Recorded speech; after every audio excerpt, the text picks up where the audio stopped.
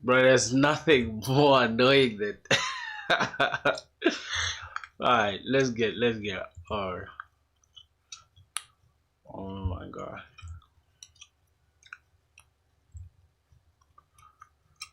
Um, yo, can you guys hear me? Yeah. Yep. I think you guys can hear me, bruh. Hold on. My bad, man. Um, um,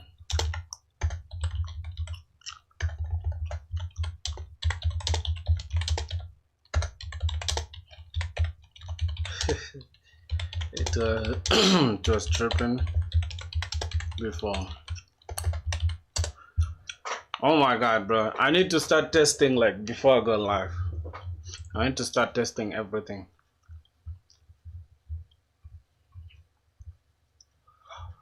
Hi, Unc. That was good, brother.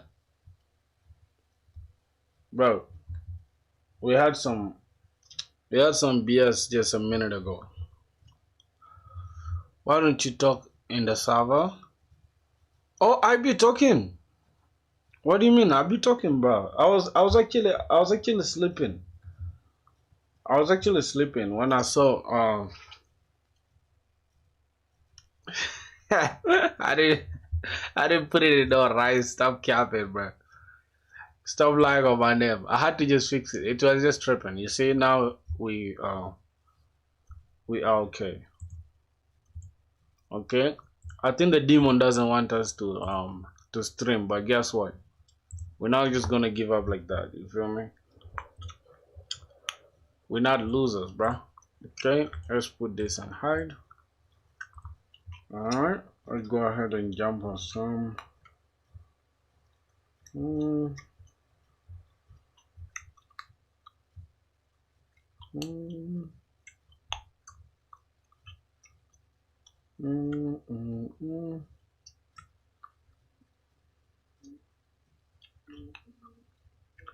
Hold on. Yo, sup, Unc? What's good, my brother? Y'all go ahead and like the live, bro. Bombo Cloud. Somebody, yo, listen. This dude Cloudy said he's gonna talk to you guys about something. I don't know. Did he say it on stream yesterday? Something like that. Yeah, go ahead and like the live, bro. Let's get it. What are we missing? Okay.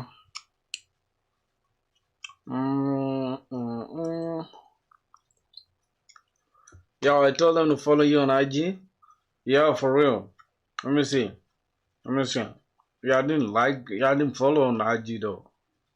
Oh yeah, I can see y'all for sure. Oh, this is you. This is who's called Sai though.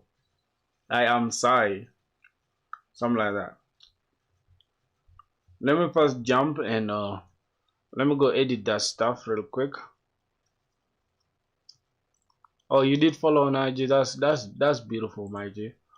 Let me I'm gonna go here on this video. I wonder why this video did 14 something. Why is it already doing 14? Why? Let me just go ahead and mute it, right? Okay. I mean, let me put it as private. Private. Okay, so that today's stream can be the only one shown. I think that makes sense, right? Okay. Let's see. Yep. Let's get it, boys. I can now read your chat, man. Interesting. Okay, what next should we do? Where did we stop yesterday? And what are we supposed to do today?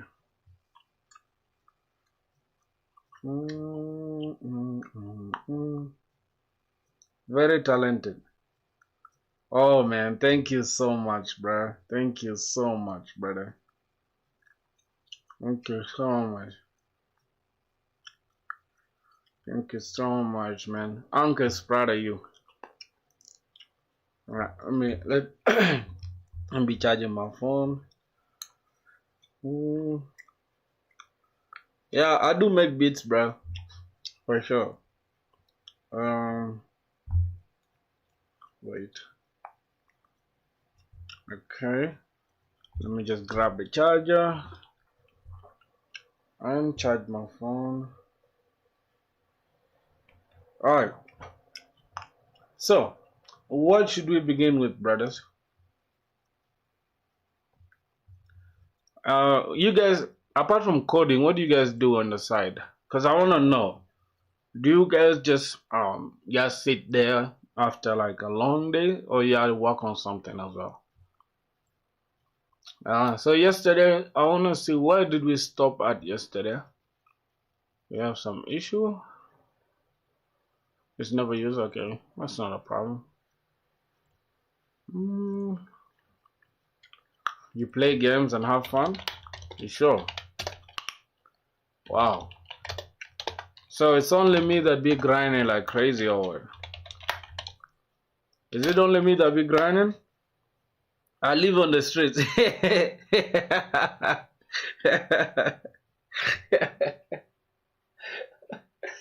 Listen, the first funny comment of the day goes to my boy Cloudy.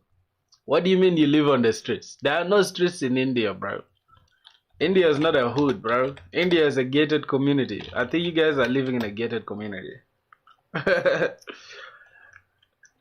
Yo, SVTH was good, my G. What's popping? Who else? Hey, my boy Amir, by the way, he joined the first live. I think he didn't see the second live stream. Okay, let's go ahead and say Docker compose. You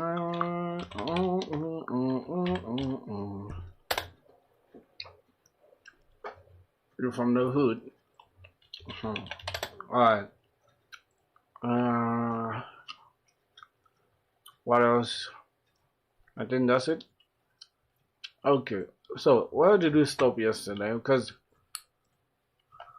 oh god, let me just go to let me send my entire code base to Claude and have it audit everything out. Wait.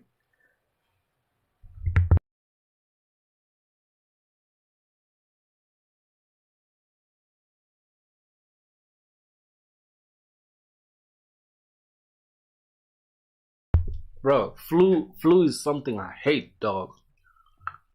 Alright, so what's our progress so far? If we look at blog posts, what does a blog post contain?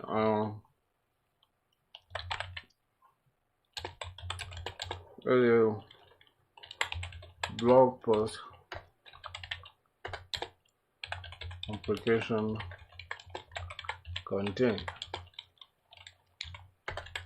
given our scope, then you break it down for me, assuming you are a product manager and also a great senior backend dev. Me as a junior, I wanna understand how the entire project will come through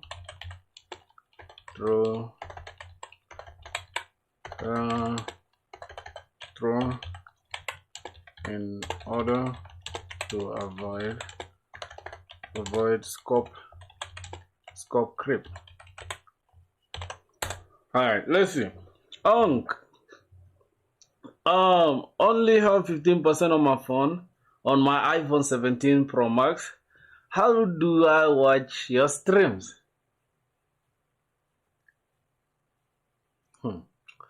Alright, let me show you something, brother. Alright, let me show you something.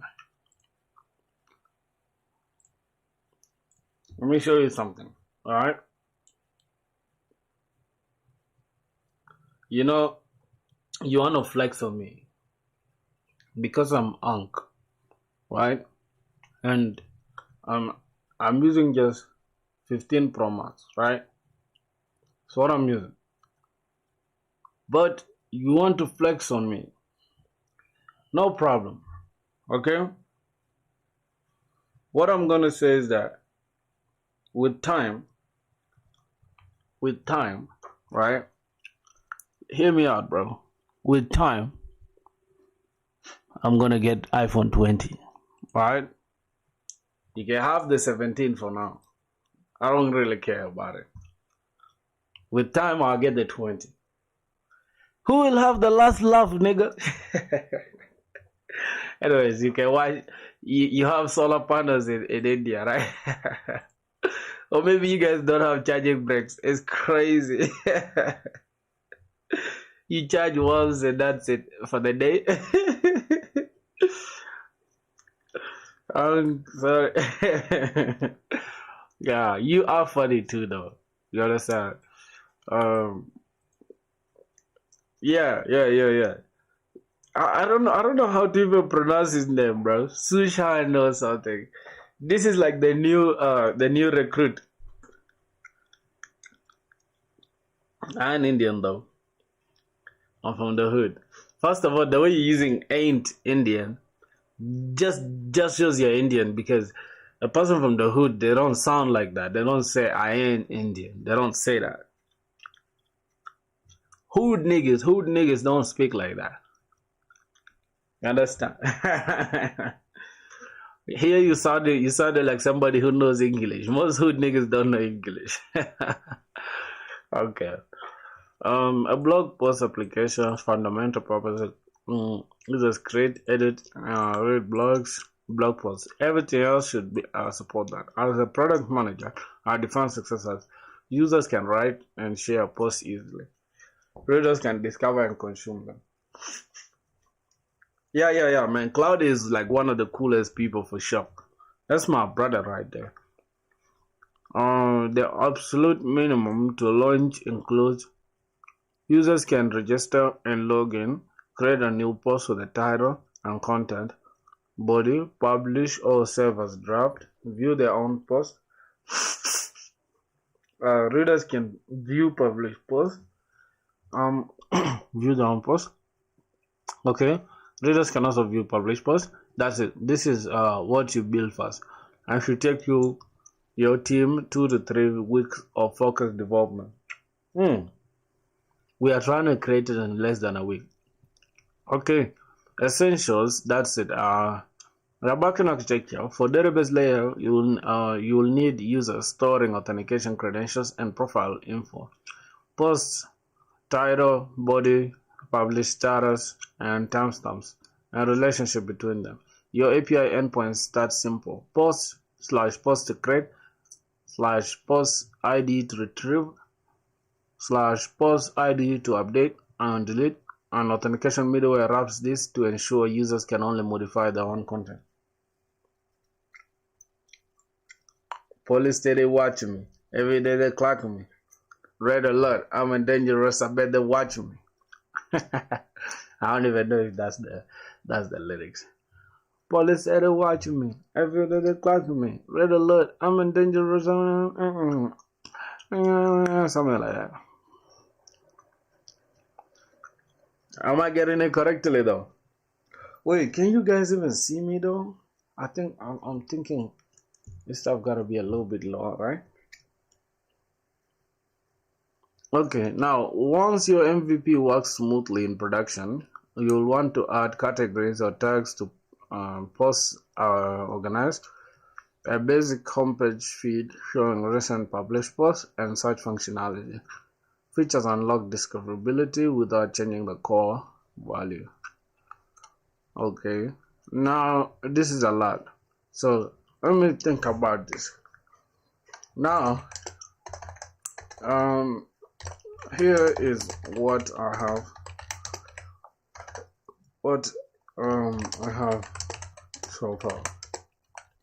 Audit me, and I can move forward on what to tackle next. Alright, now let's go ahead and try to send this entire code base. I don't know how we're gonna do it, but wait, let's see. Can we select and we add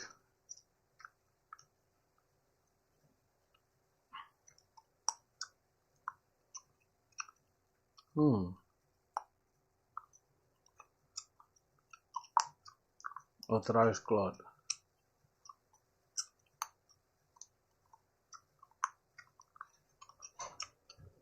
Okay.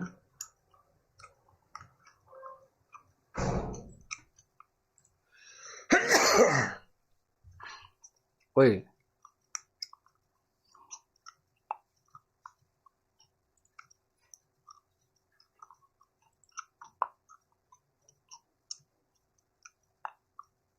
How do we do that?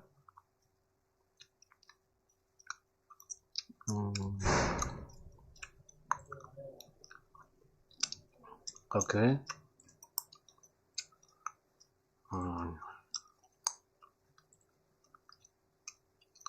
FilthiBlog.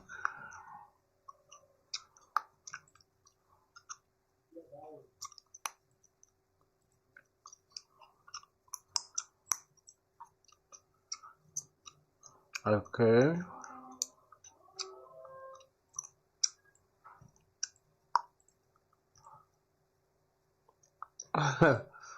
Wait, what's going on? Bro.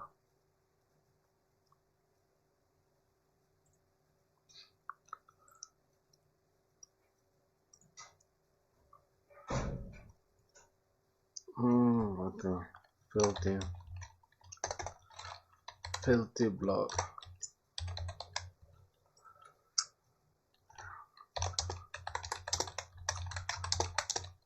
A blog post.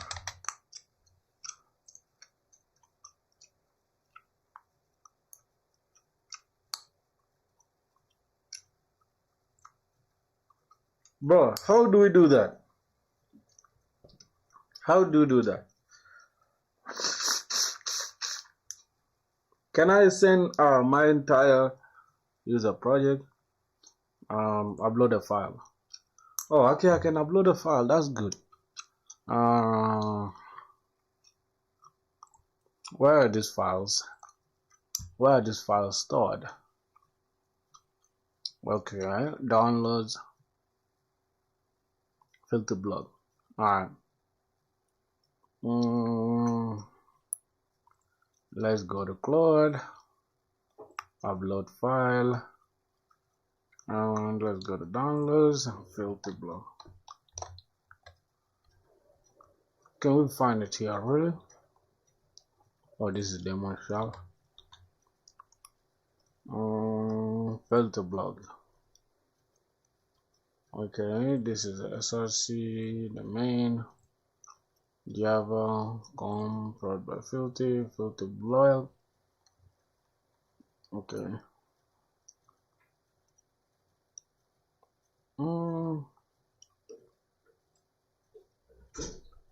Bro, I cannot, man. I have to just send it manually, bro, which is so annoying.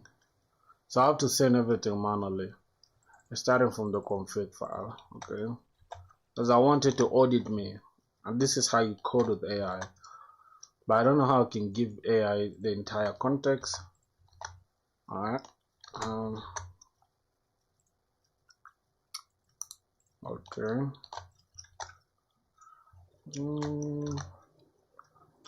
I hope it will not reject my prompt, because we've been coding a lot. I don't want to like proceed without understanding. I'm not planning to purchase it either. That's unnecessary.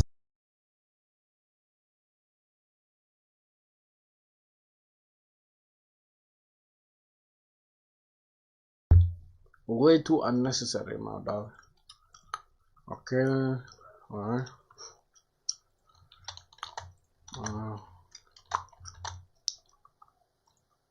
Okay.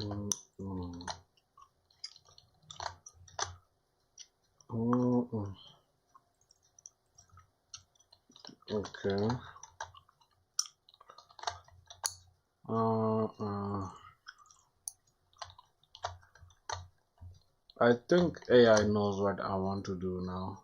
Comment DTL. Okay.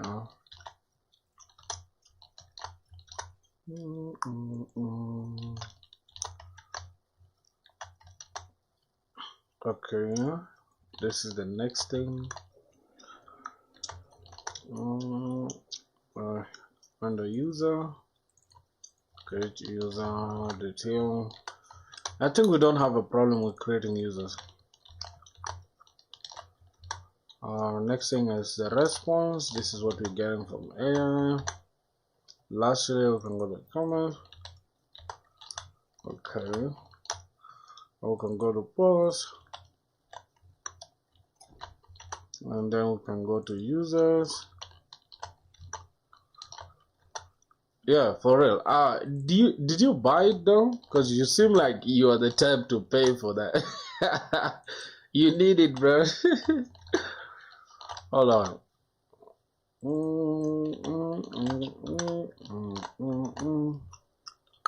Alright, services. You have JWT. Now I'm broke as fuck. Don't worry, bro. Don't worry, okay? I'll change your life when I get rich. Alright, my brother. You shouldn't worry about money. For now, you gotta just lay back. Just stay low. Stay until you come up with sticking to the theory. My bag of Mary. Yes, I want it clearly. Okay, I think that is it. Oh, this is all I have. So I'm just gonna select this and copy this exact thing and send it to ChatGPT too. Will you give me a job? I will, definitely. You see, that is entire code. We have everything in place and Claude is going crazy. Let's open ChatGPT on here. Okay. I'm gonna dump this blog project breakdown. Okay. We continue from here. Now, okay. I definitely will, bro.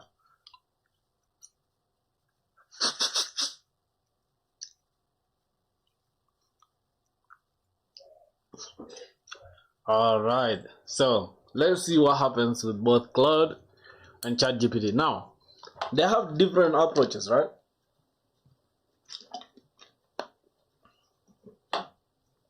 So let's see. Good progress. I can see solid fundamentals here. Let me give you structured audit. Highlighted what's working well and where you need to make adjustments before moving forward. What you got right. Your mappers are clean and properly configured. You're using DTOs consistently, which creates good separation between your API contract and domain models. Exception handling is centralized and thoughtful. JWT service implementation looks solid. Token generation, validation, and expiration checks are in place. Your repositories are lean, as they should be, and you're using Spring Data pagination. These are all good habits for a junior. Critical issues to fix before moving forward. Your security configurations allowing all requests through permit all, which defeats the purpose of JWT authentication. You've implemented JWT auth filter, but it's not registered in the security chain. Fix this.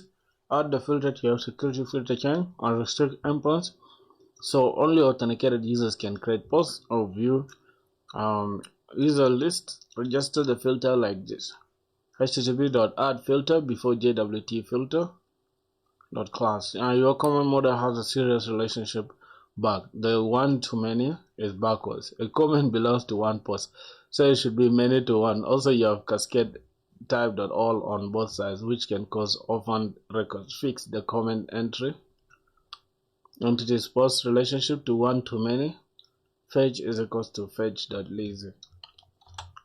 So let's go now. We can start with the comments. I'm just gonna close everything down. and open this Java. Start with models, go to comment, yep, and then start fixing things now. So it's supposed to be minute to one,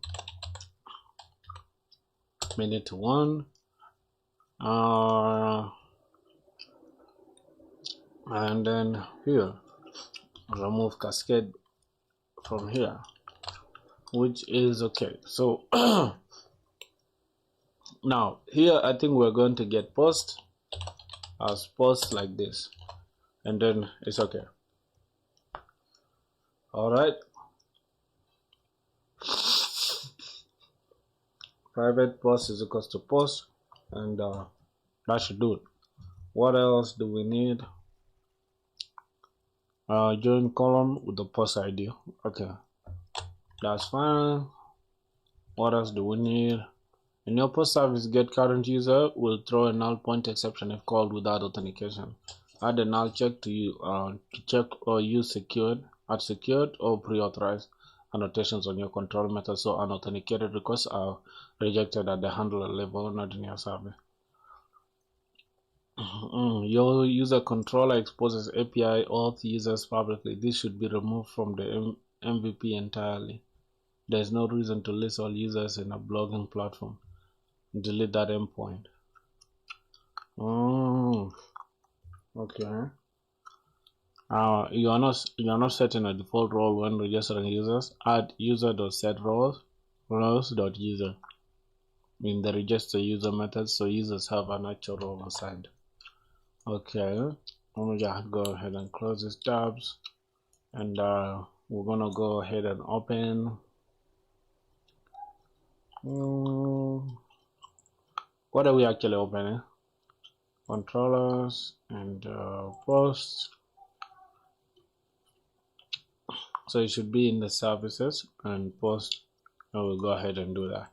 So inside here, get the current user, and we also need to set the user. After let me see, you are not setting default when registering users. Oh, we should be inside the user actually. Should be inside the user service, so we can go ahead and assign. After registering a user, we need to also assign that user. So here we can say user.set role, and then it will be roles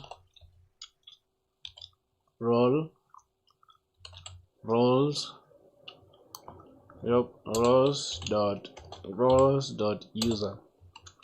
Okay, so this sets user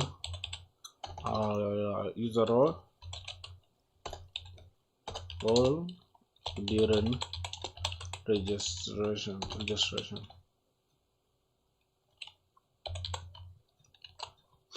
Okay, that is interesting. So this after we set the user, first we check if the user email already exists, and then after that we check if the after that we convert the entity, the DTO to entity, and from there we set the password to, we encode the password, or we hash the password using password encoder. Then we set a user role. We set a role to a user during registration, and by default everyone is going to be set as a user. Interesting. Hey, thank you, bro. Violet Evergreen. What's the other word? Ventilover. Was good. Welcome to the stream, my brother. Welcome to the channel. We're building a blog post, man. We're using Spring Boot, as you can see. By the way, just somebody who completely doesn't know Spring Boot, by the way. Coming from a monster dev.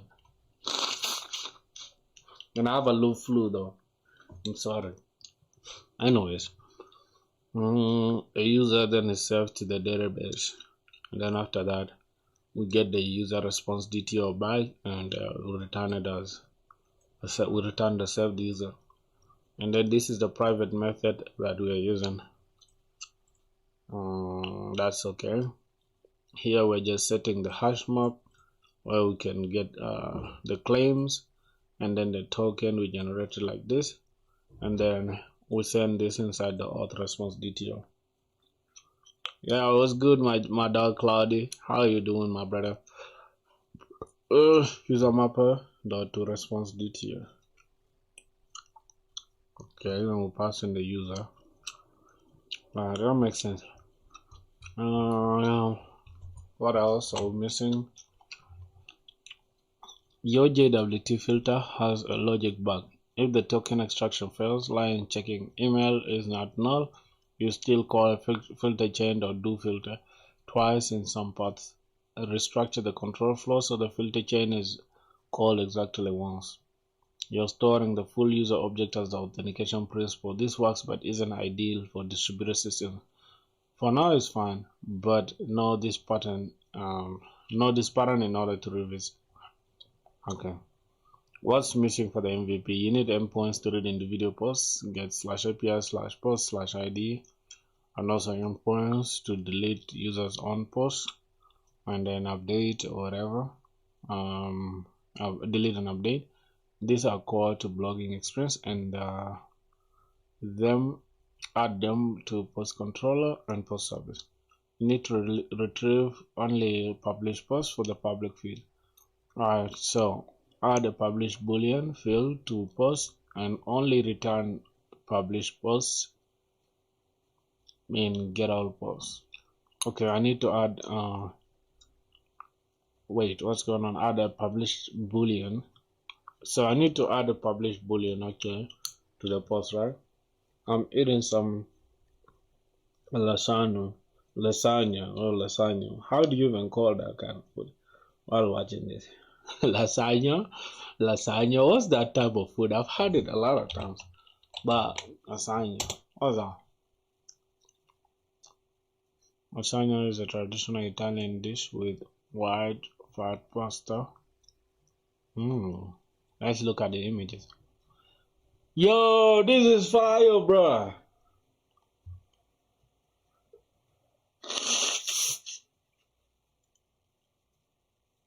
This is actually interesting, bro. Woo! God damn, this looks so delicious. I guess you enjoy yourself, my G.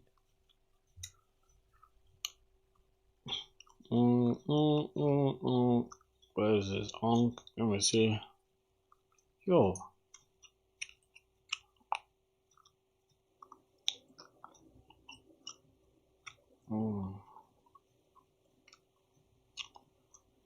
Okay, yeah, we are active. Okay, fine. Let me see. Okay, so what do we need to add now?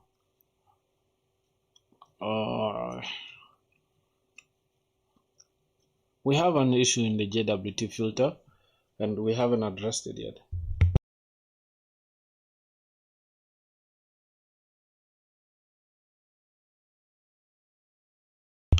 Alright, my boy is enjoying himself with some lasagna. You need endpoints to read individual posts. Let's go and do this endpoints for the post for now, and let's see what happens. Okay. Get all posts. We need a boolean that will return only published posts. Okay. Let's work on now getting individual posts. So this is getting all posts. I need to just go ahead and copy this down, and let's build the individual posts. Here we're gonna need a post ID,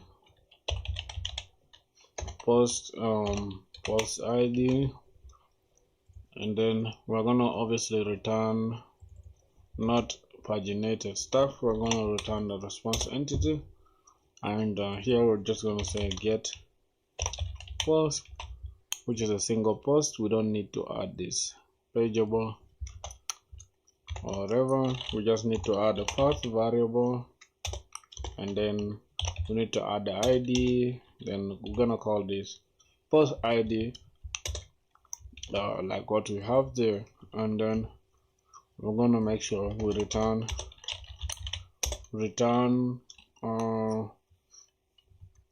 First off, what are we getting? We're getting the post. Let's call this post response DTO as response is equals to. We are going to say go ahead and grab our post service. I'm having rice and lentils.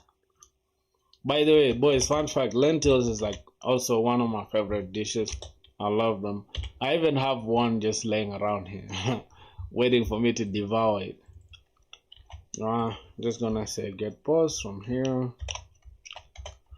get post, and then we're going to pass in the post ID, and then from there we're just gonna return the response entity dot okay, and then we can just pass in the response.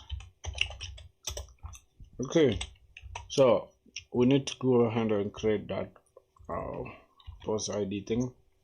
Let's go to the post service, go ahead and say public return the post response DTO, and then get post.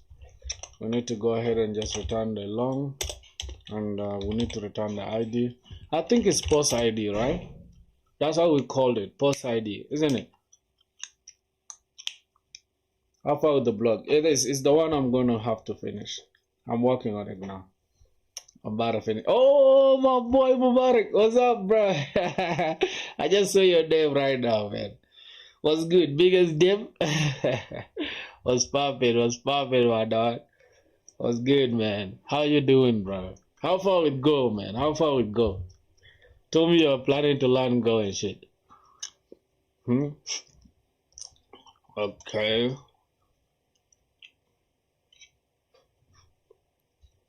How far with the blog? Post repository. Actually, we need to find only one post. And another thing is, let's just say post response DTO. This is actually an instance of post, right? Let's use post.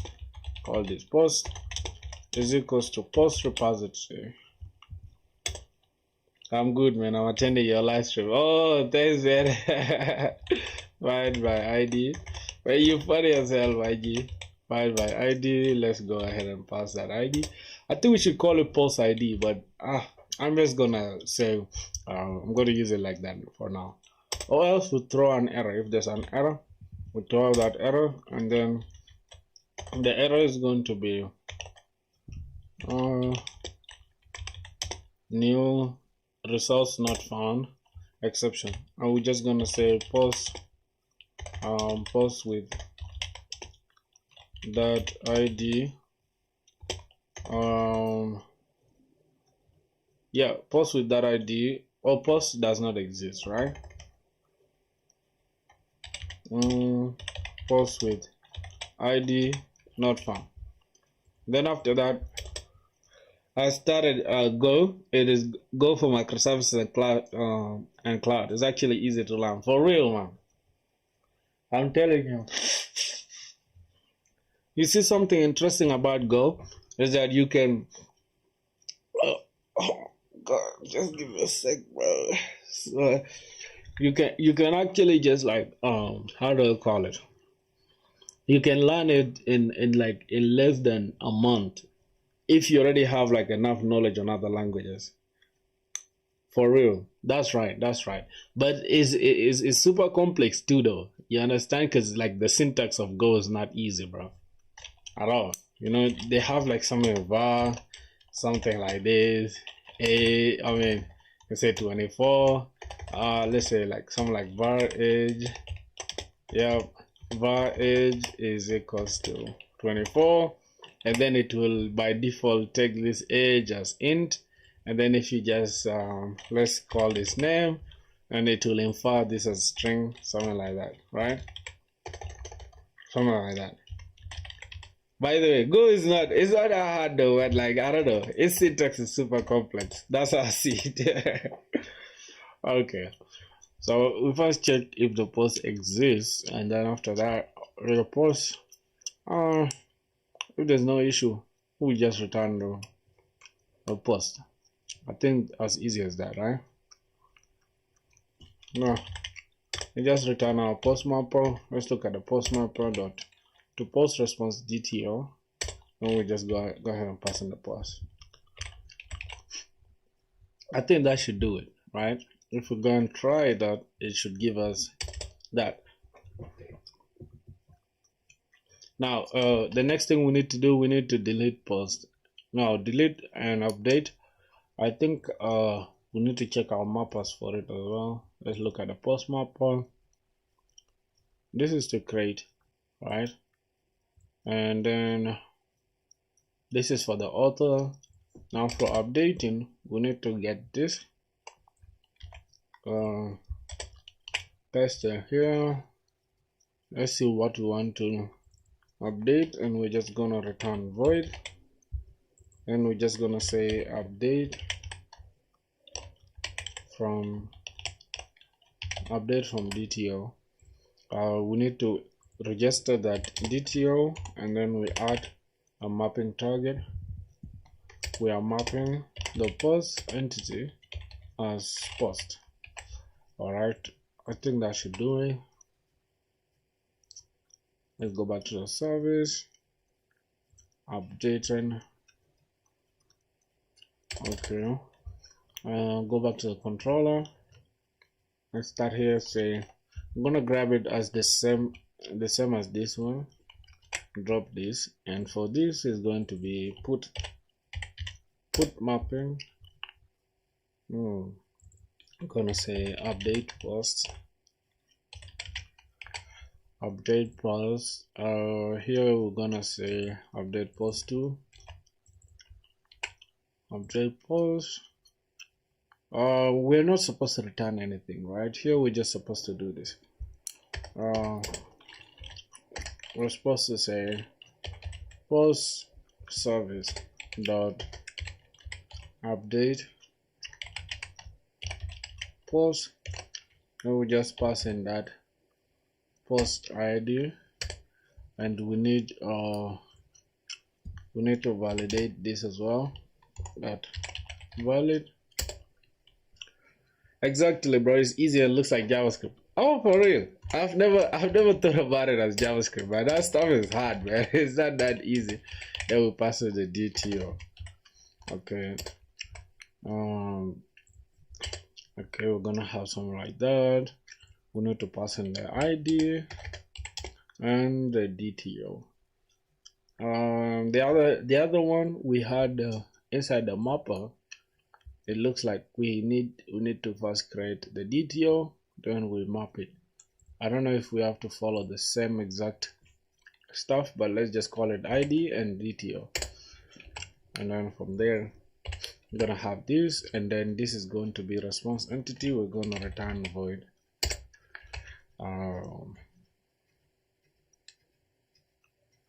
Then we just return this straight. Okay, and let's go and create this inside the post service. Let's say public void. Actually, it's going to be public void like this. So we're going to have update. I think for updating, we shouldn't return it as void for real. We need to return the post response DTO, and we can have this post response DTO. Then this is the response that we get is equals to this post service dot I think it's going to be the same. We just leave this update out, cut this, press that. Now here we can just say return response entity dot body, right? I think updated, there's nothing we're going to change, right? Dot okay dot body, and then we just return the response within that. What's going on here? Method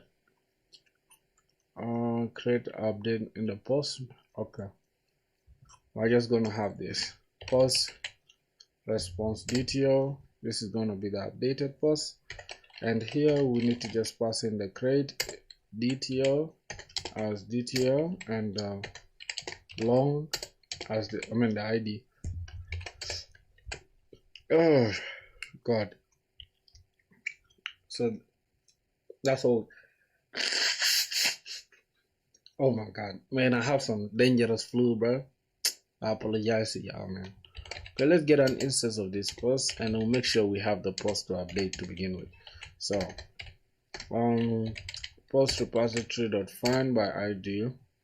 Pass in the ID OS throw. If we don't find the post, we just go ahead and throw it, and then we just throw that that post doesn't exist.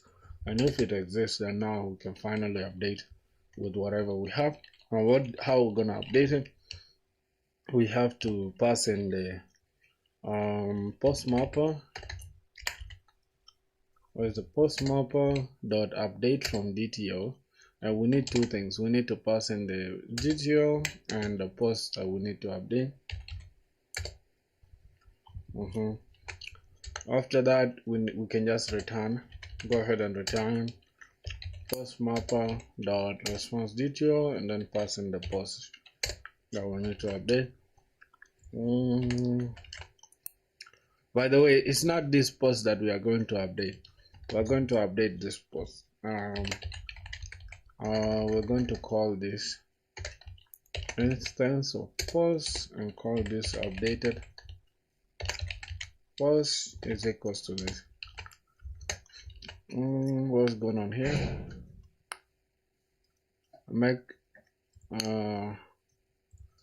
Let's go back here.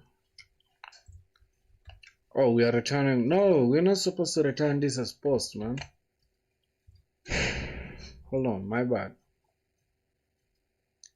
We are not supposed to return this like this. It's supposed to. Okay, yeah, I think it's supposed to be like that, right? And then the problem here is that we need we interchange them, right? Here we are expecting long, we provided DTO. Here we are expecting DTO, we provided long. So we have to just change their positions. So post ID and post ID and the DTO. No, really? DTO and post ID. Bro, this is super confusing, right? Why would it be like that? That's crazy. Alright, I think that's okay. We don't have any issue again. Lastly, we just need to now work on deleting posts, right? Let's go ahead and grab this, copy this, grab this, post ID, change this to delete mapping. We're gonna have delete post, and we only need to delete posts with the ID, so we don't have to worry about this. We just have to remove the DTO, copy this and paste it here. We don't have to return anything, so we're going to return no content. Okay.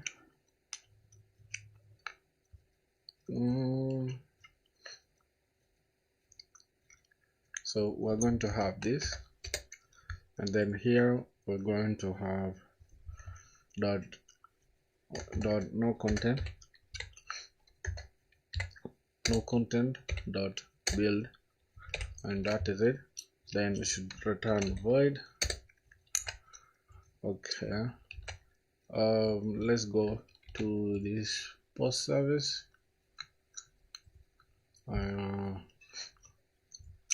That is it. I think AI has just completed it for us, right?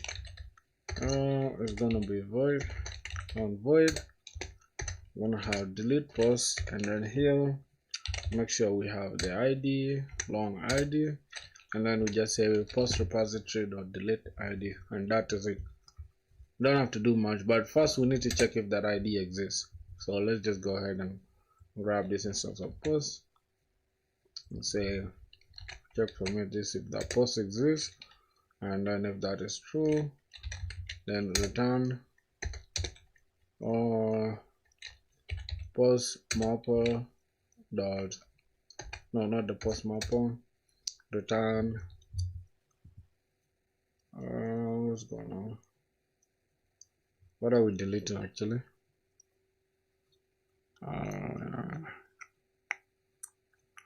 Let's check if we have the post to delete, and then after that we have what do we need?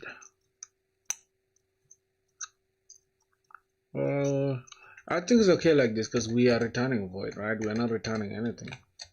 But why are we keeping track of the post here? I think we can have it like this. First, make sure we have the post, or else throw an exception, and then finally just delete the post. I think it's okay. Okay. Let's go to the controller. Okay. Everything is cool. Alright. Let's go back and see now.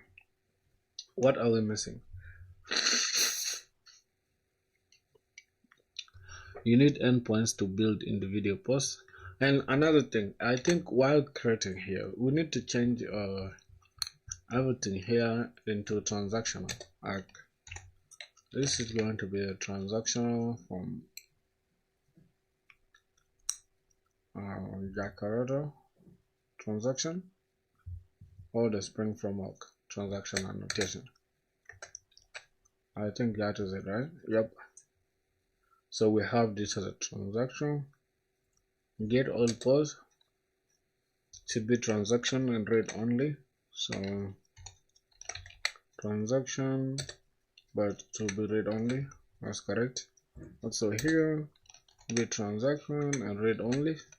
Finally here, we need to change this into a transactional but not read only. Obviously we update and we need to make sure we either update everything or they fail at once. Transactional. Okay. That should do it, really. Okay. Can go back. Also registering a user, the same thing. Should be a transaction as well. Let's go to the user service. Do the same thing. This one is either we transactional and here transactional. So it's either they pass at once or they all fail. Okay. It's a transaction, but it should be read only. Okay, I think that should do it.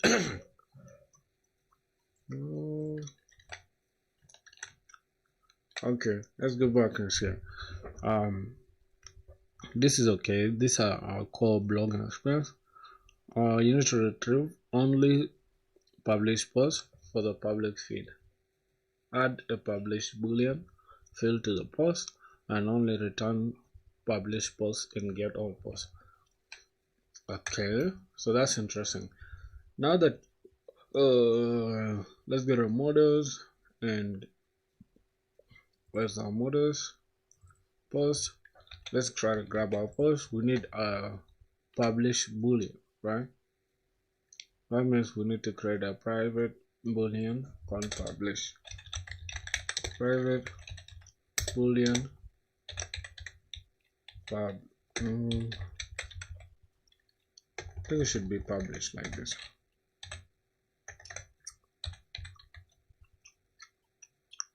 Yep.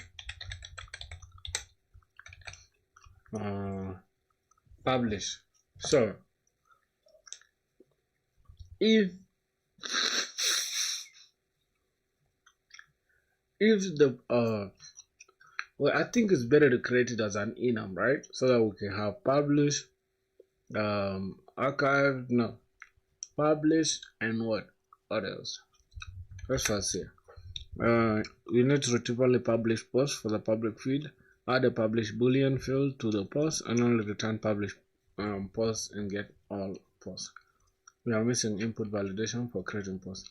What if someone submits an empty title after client-side validation held by path? Your details have validation annotations, which is good, but make sure you're testing edge cases. What if someone submits an empty title after client-side validation bypass?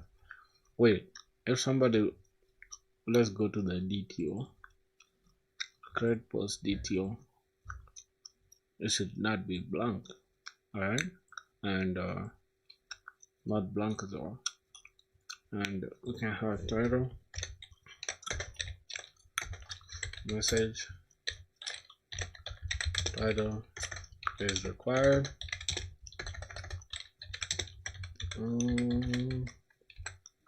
Title is required. The same applies to the content. But you cannot just publish empty content, right?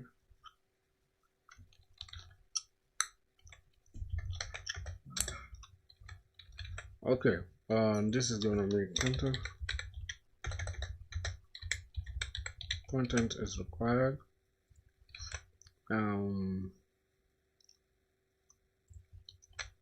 Okay. Yeah, that's fine. All right. What else? You're missing input validation. I think that's okay. Code quality notes. The comment and comment service are empty but present. Delete them entirely. Scope crew starts with have built features sitting around. Delete it now. Rebuild it with V1 when you actually need comments. Use transactional on service method, especially create posts for data consistency. This brings best practice. Your post response DTO imports user but doesn't use it. Clean it up. Come on, bro. Alright, I'm just gonna grab this and say like if this boolean is correct. You just go and ask figure out which other. I think perplexity is okay. Can you audit me? Let's see if this is if the published boolean is fine for checking which post to show on the feed, or else just maybe, or else just maybe we use which is better.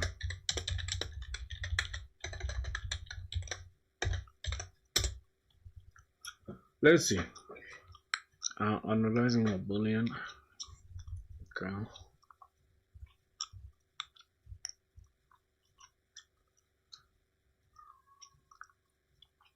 Post status, draft, publish, and archive. Hey man, how's everything going? Oh, Jack Deep was good, man, brother. Everything is going good, man. Not bad, really. We're just chilling. I just have a low flu, This approach is more scalable and self-documenting than a boolean, especially as your FilthiBlog evolves. Boolean limitations. A boolean only distinguishes published from unpublished, leaving unpublished ambiguous. Does it mean draft, scheduled, or deleted? In block systems, posts often need additional stats like scheduled, publishing, or moderation review. Using where publish is equal to true works initially, but becomes unclear and complex queries. Enums advantages. Enums clarify intent with named values such as draft, published, scheduled, making queries readable like where status is published, they store as strings or ordinals in JPA. Recommended for readability. Should be enumerated. Enum type should be string. With easy migration from your boolean via data, add stats later, require no schema changes beyond enum updates. Okay, so we're just going to change this to post status and call this either draft, publish, or archive. So we're just going to have either draft or publish, and then after that, we just go and change the entity type will be status, Enumeration type string, private post status. Post status is draft by default. I think that will do, right? I think that will be even better. So we can go back to enums and rows here. We're just gonna have post status and we're gonna have enums.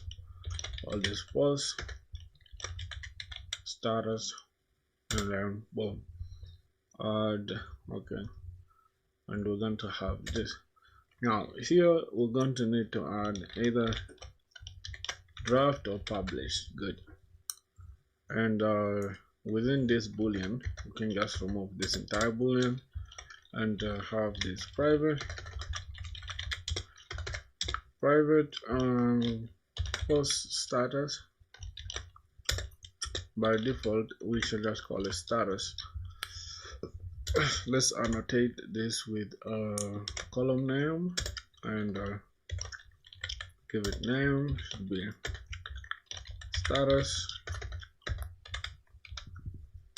And here we can just have the enumerated, and then we can have the enum type as string.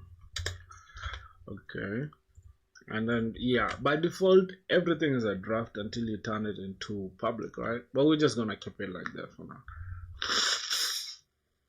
Now that is good. Let's continue reading.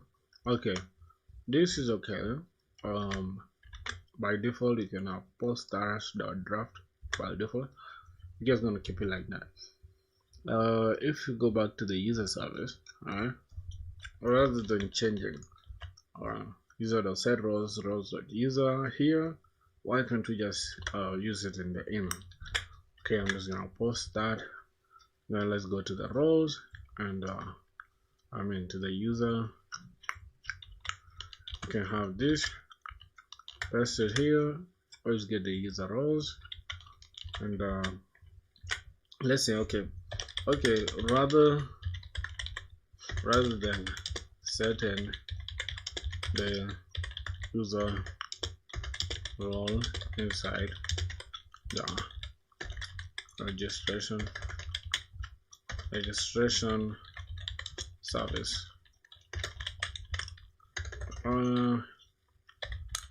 want to be easier to sell the user by default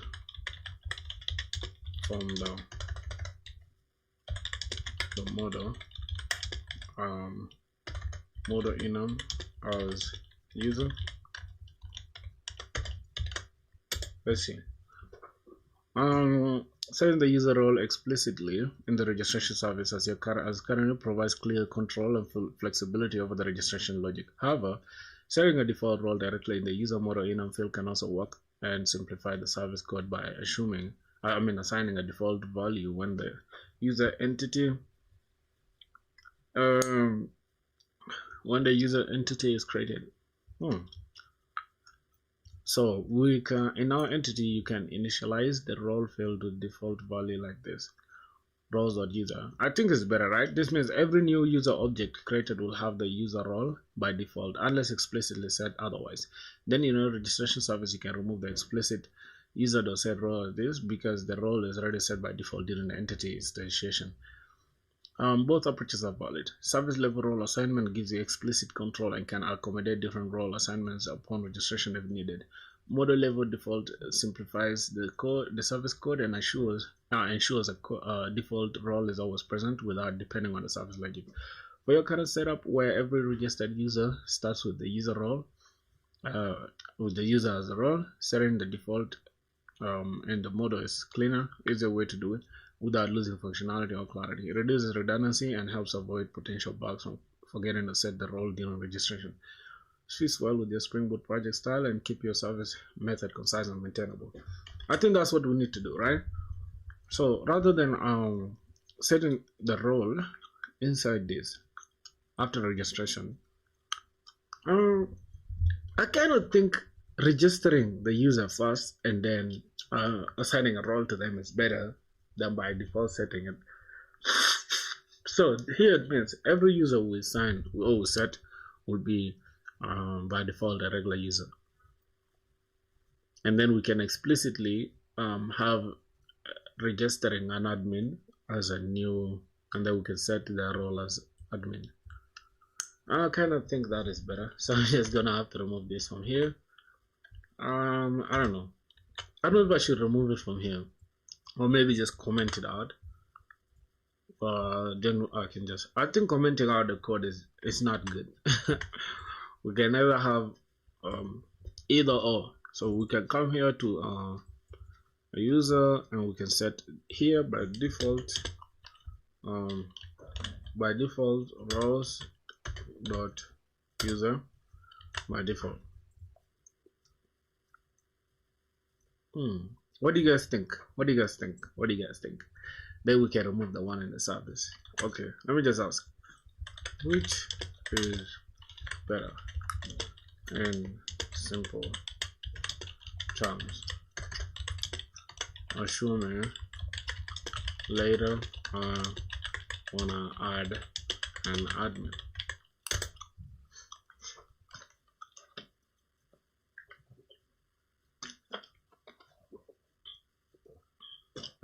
This way, every automatically gets a user role unless you specify otherwise.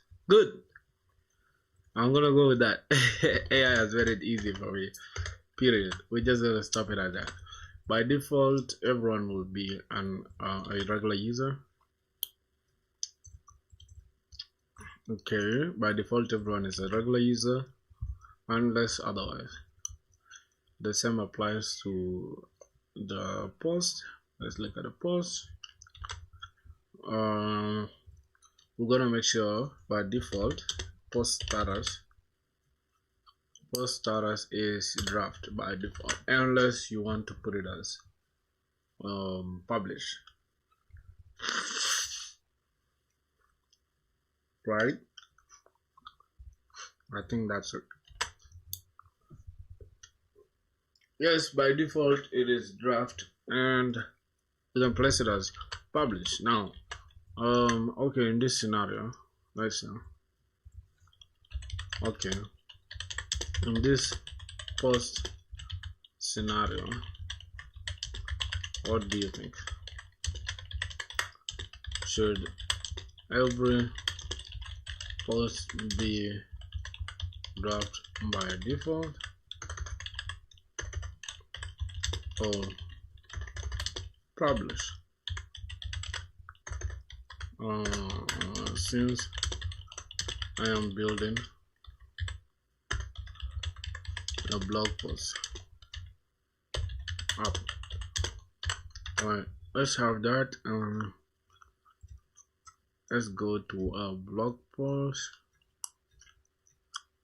okay, draft, and let's send publish. What else? And send our post service, see what's going on, so that it can audit us and tell us what's going on in case there's any issue. Post controller, some applies here as well. Okay, let's see. There for a blogging app, users expect to write, preview, and publish when ready, not have posts instantly visible to everyone. For real, right? Because then if you want to correct the errors before publishing. Why draft default wins? User experience. Writers need time to edit without public exposure. Auto publishing surprises users and risks incomplete content on feeds. Your current flow, get all post shows everything, but with draft method,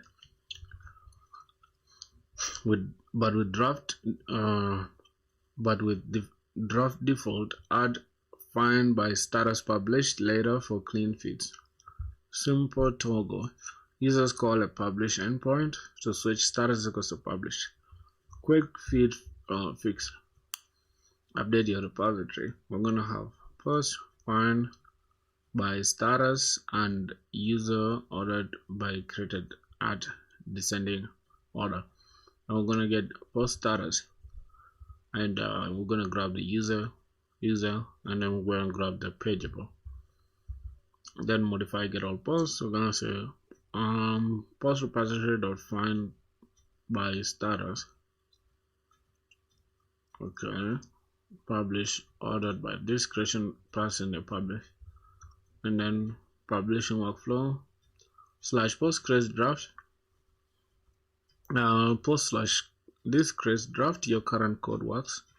Post publish sets okay, update publish sets publish. We need to create a new endpoint called publish that just sets the publish to publish, and then feed shows only the publish post.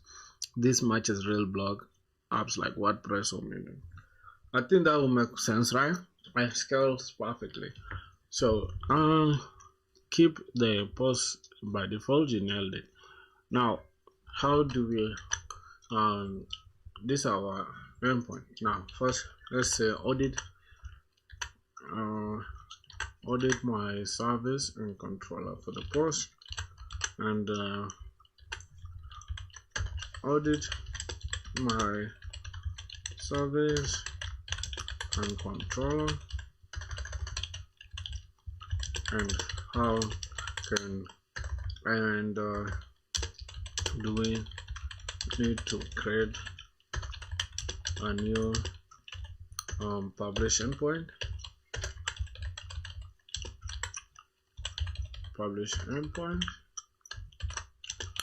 and how will it talk to slash posts for the feed.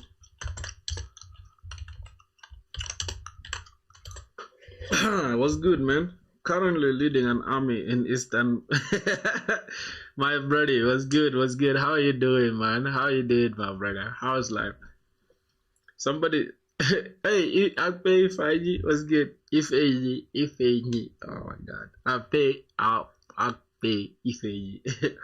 Somebody said currently leading an army in Eastern Blovia. Oh, that's a country. Okay. What about you? I'm currently leading the troops to invade Blovia. I wanna invade Blovia. Your current post service and controller covers basic create, read, update, and delete CRUD operations well, but to implement proper draft / publish workflows, you should add a dedicated publish endpoint. Creates a post with default posts. This is good. Get all posts returns all posts regardless of status. This should be updated for the public feed to return only the published post. No method for changing post status. Add the publish post with ID. Oh, you're on your way home, buddies. Oh, I forgot you have a job, bro. Oh my God, bro. Having a job gotta be one of the most frustrating things and exciting things at the same time. Because goddamn. Okay, so here we have publish endpoint, publish post. We're gonna check if we have the post first, and then we set the status to publish, then we'll return the post. For the feed, add a query in the repository to get only the published posts and update get all posts accordingly, or create a new method like get published posts. Okay, add a new endpoint for publishing a post. Put ID publish. We update it to publish. So publish post variable post ID response post ID is okay. Then update the existing get all posts to fetch the status with publish. Get all posts or create a new method for public feed. Yeah. So let's go ahead and do that. Let's just go ahead and do that. First, we need to create a publish post endpoint. I'm going to go here and create a publish post endpoint. Transactional. Let's call this public response, which is post response detail. and this published post, published post. Okay, I think it should just be published post. We need a post ID, so long ID. Then we need to check if the post exists. Is equals to post repository dot find by ID. If the ID doesn't exist, throw, and we can have new post.id not found. Otherwise, we just return. First we set the status, so we can have the post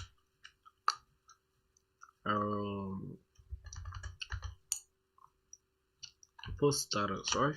Let's look at okay, post dot set post. Okay, have post dot set status, and then we can have the post status should be published by default.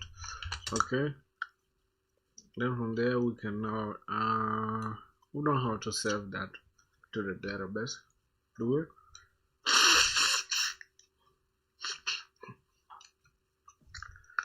Bread O4L, what's up?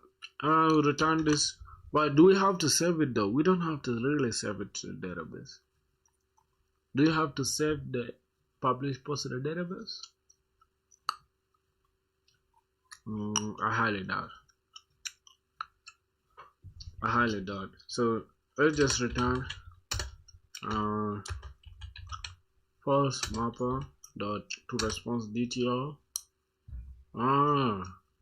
Okay, let's just save it, man. Let's just save it. Okay, let's see what's happening. We'll save that post.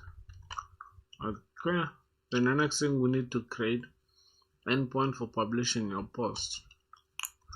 Oh, wait, what's this endpoint for? We need to use the update so that we can just update the status. So publish.publish post, we pass in this, and that's gonna be it. Let's go to the controller.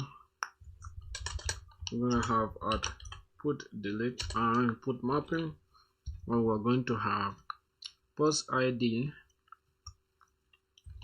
copy post ID, post ID slash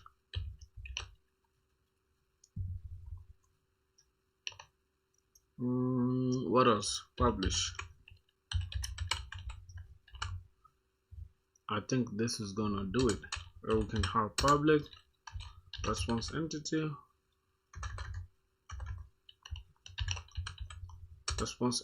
we're going to return the post response detail, and then we just call the publish post. Publish post, we make sure we return the path variable, and long we return the ID, and then no, what's going on with this endpoint? It's gonna be the post ID, right? Then we'll look for it from here. Oh, this is gonna be slash publish. Okay, it's not gonna be like this.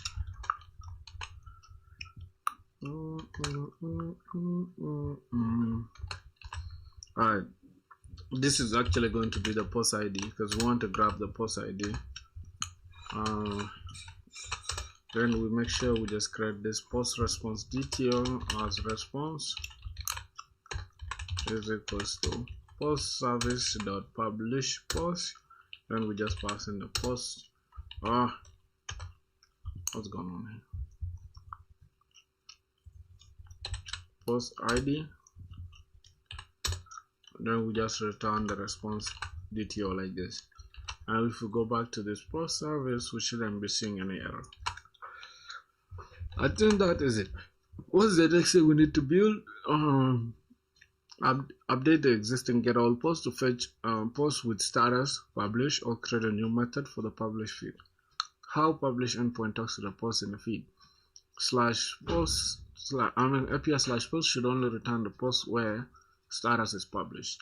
Upon creating a post, its status is draft by default.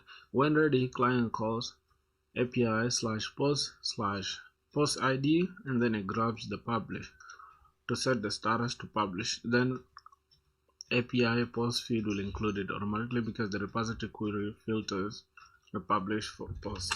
Okay, this is what we're gonna do. This is gonna be a transactional, because in case of any failure, they should all fail at the same time. And yeah, let's see. The next thing we have to do is read. Let me look at where we're fetching our posts here. This is where we are fetching our posts. We need to update this. So see how we're gonna update the post. So this is what we have now as our post service, and we need to go to our repository for a second. Post repository. For now, we are just calling every post, but we need to only call the posts that are toggled as published.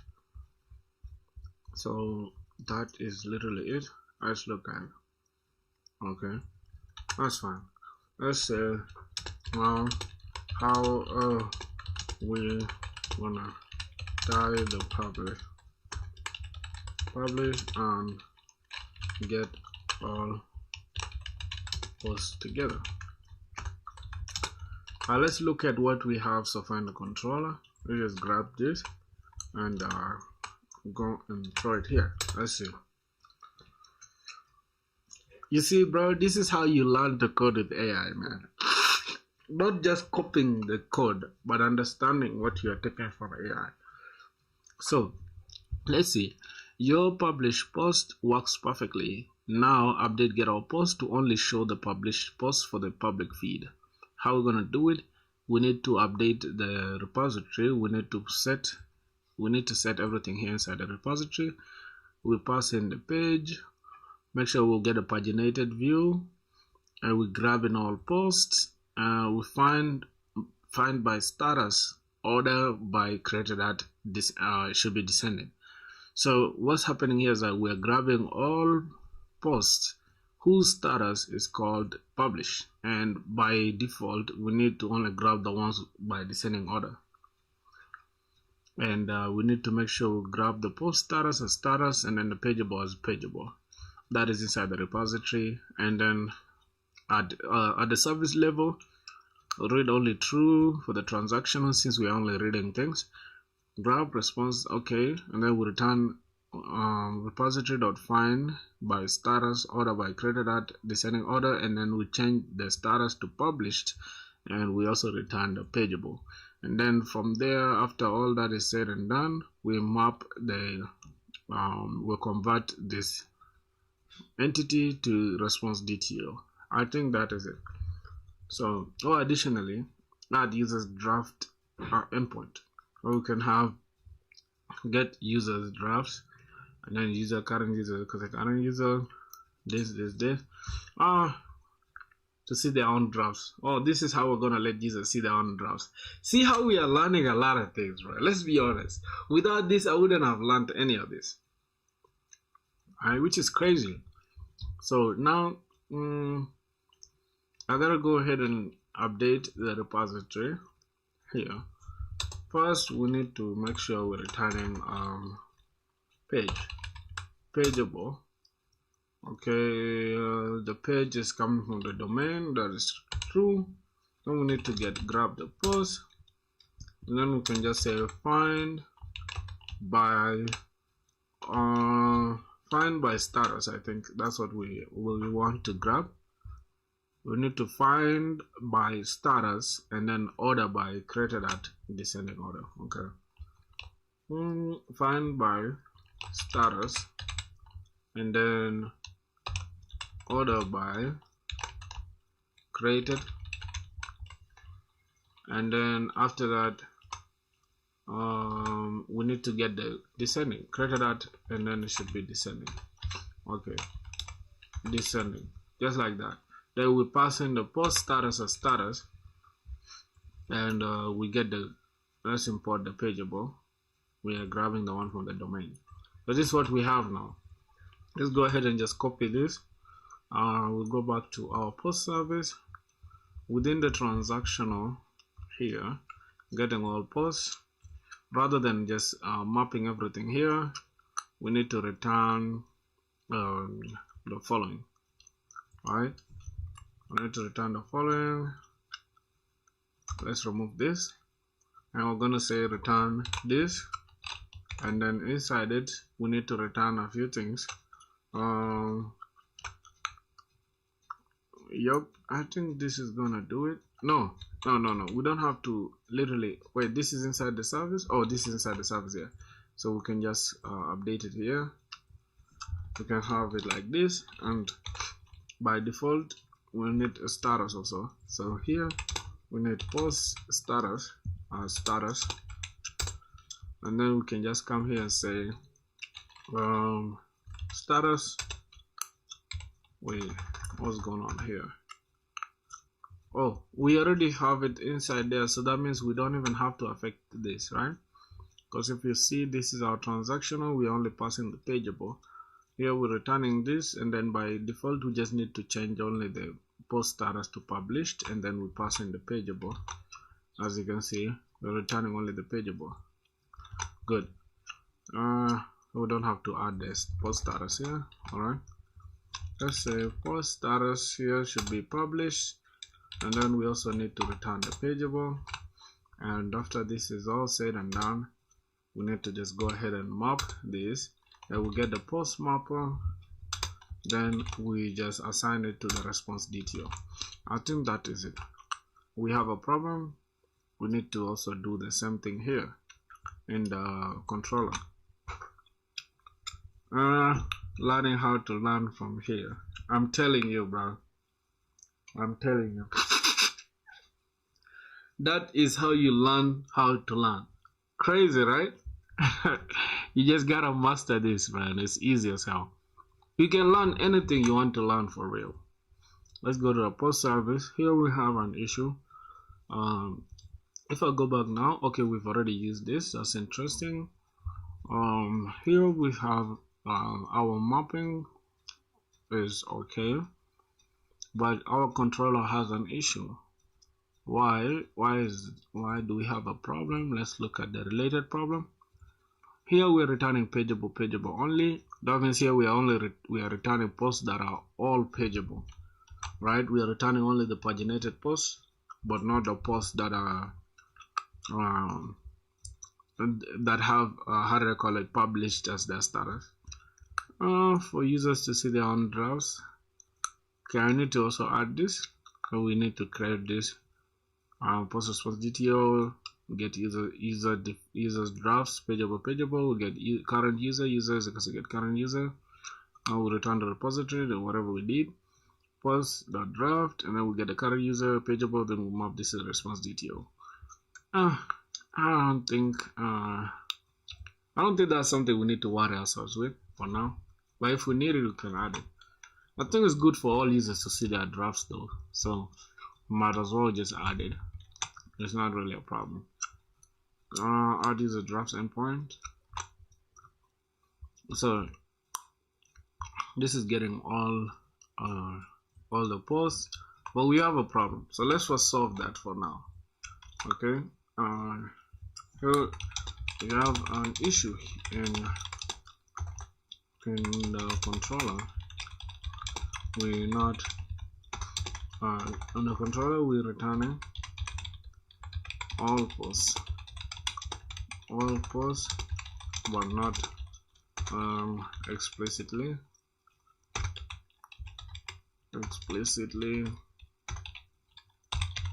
the ones defined as published. So how we're gonna do that now? Let me just grab the controller and then let's grab the service and let's go ahead and do that. That's what we have so far. Let's understand. Well, the issue is that although your post service correctly filters post by publish, your controller method just returns the service provided without modification, which is fine. However, your repository does not have the custom query to filter post by status. I have this. Ensure that your point gets this method. This part you ensure it is implemented.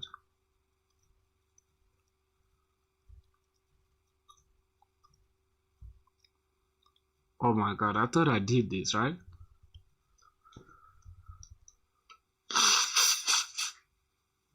I thought that's what I did. Add the repository filter. This is what we have, right? And then our get post will remain the way it is. Oh wait, we don't have the issue anymore.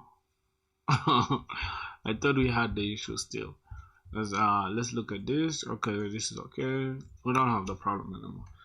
Now, remember we wanted to get the user's draft, right? Now this controller, this post service and the controller, they are now growing, and they started to bug me, you know, because I'm seeing a lot of code all of a sudden. So something we must break something down. Here we're getting we're setting the current user. We're setting whoever is creating the post to the current user, but where's the private method where we're grabbing all the current users is here. That means we also need to create an endpoint where we can grab the current users drafts, right? So we need to get that endpoint. Now let's look at what we have so far. This endpoint is for creating a post. This one grabs the paginated posts, but only the posts that will be shown to the feed will be the ones that are by default toggled as published. And this is just going to return a specific post with the ID, and this is going to update the post. This is going to delete the post, and lastly this is going to toggle the post to be published, right? Now let's go ahead and try to see something. Inside the controller we have that, and the service we have this. So now let's try to look at how we're going to grab the current user, right? All right. So do we have to create a separate endpoint for that? That's what's confusing me now. Okay, let's say we need to grab first. Let's go to the controller, and then so we want to create a new endpoint to only grab the current users drafts, right? So that means we have to go and get the post ID, and rather than published, we are only going to pick the ones that are deemed as drafts, right?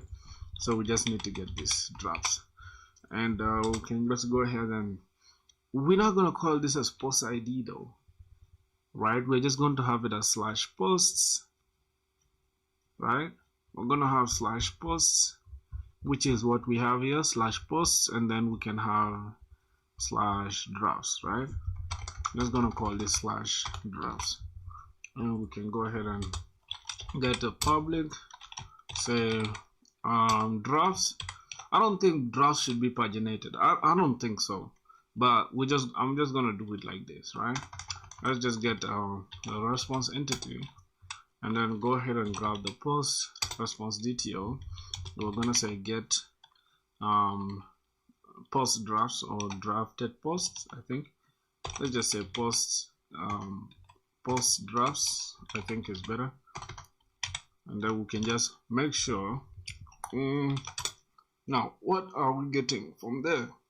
We need to get the path parameter. This is not a path parameter. This is not a path variable actually. We're just going to create the endpoint like that. So we're going to grab the post response DTO as the response is equals to where we need to grab the post service dot. We need to create that, which is going to be get post get draft posts. I think it's better, or get post drafts. It's confusing, but let's just do it like that. Let's see what's gonna happen, and then we can just go ahead and return this in the response entity.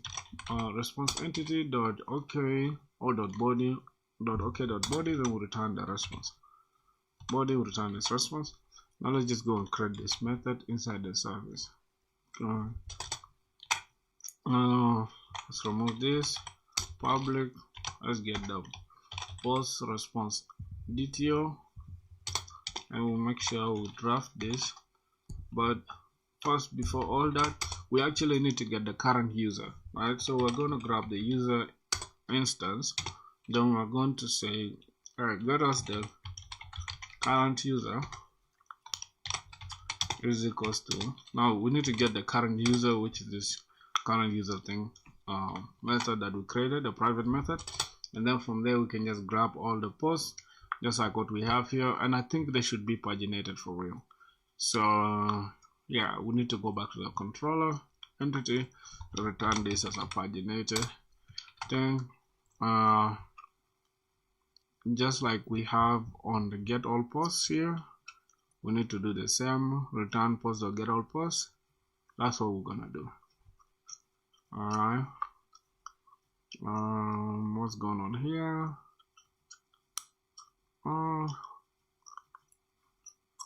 What's really going on? Okay, let's go here and try to get page.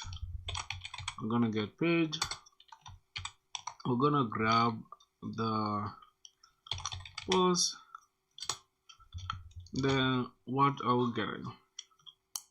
No, it shouldn't be here, bro. What am I doing? Am I tripping?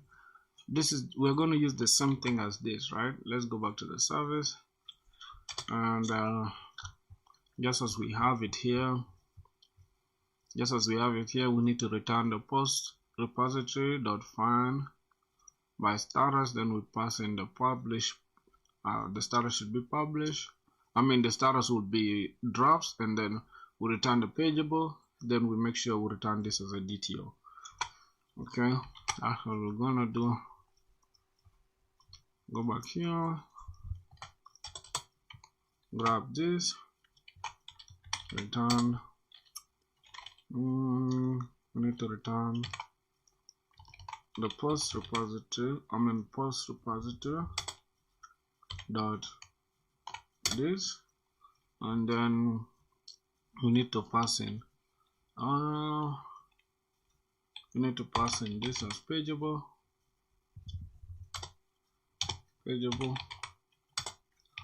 Then here we need to pass in the post status as drafts. We are picking everything that's called drafts, and then what else? We need to pass the current user. Current user should be this current user, and we need to return pageable as well. And then we map this. Let's put this down. Map, and then we map the post mapper to the response DTO, and that is going to do it. Now, what's really going on here? Okay, we're supposed to return the controller page, and then pageable. We need to pass in the pageable default, and then we also need to pass pageable. Now let's just go and grab the same pageable default here. We just need the size, and let's go ahead and call this pageable whatever.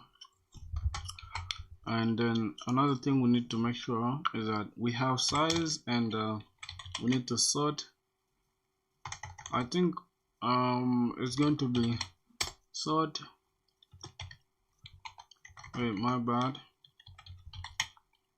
Sort by name or title, right? Since we're getting title, and then we need to grab direction as direction should be the ascending order. Alright, let's break this down a little bit so that we can understand it better. Bring this pageable. Okay, then we return post response, return pageable here, and we're good. Now what's going on here? Go ahead and return response entity. No, we're not returning anything in the response entity, are we? This is now remove this, then we return this. Okay, what's going on here?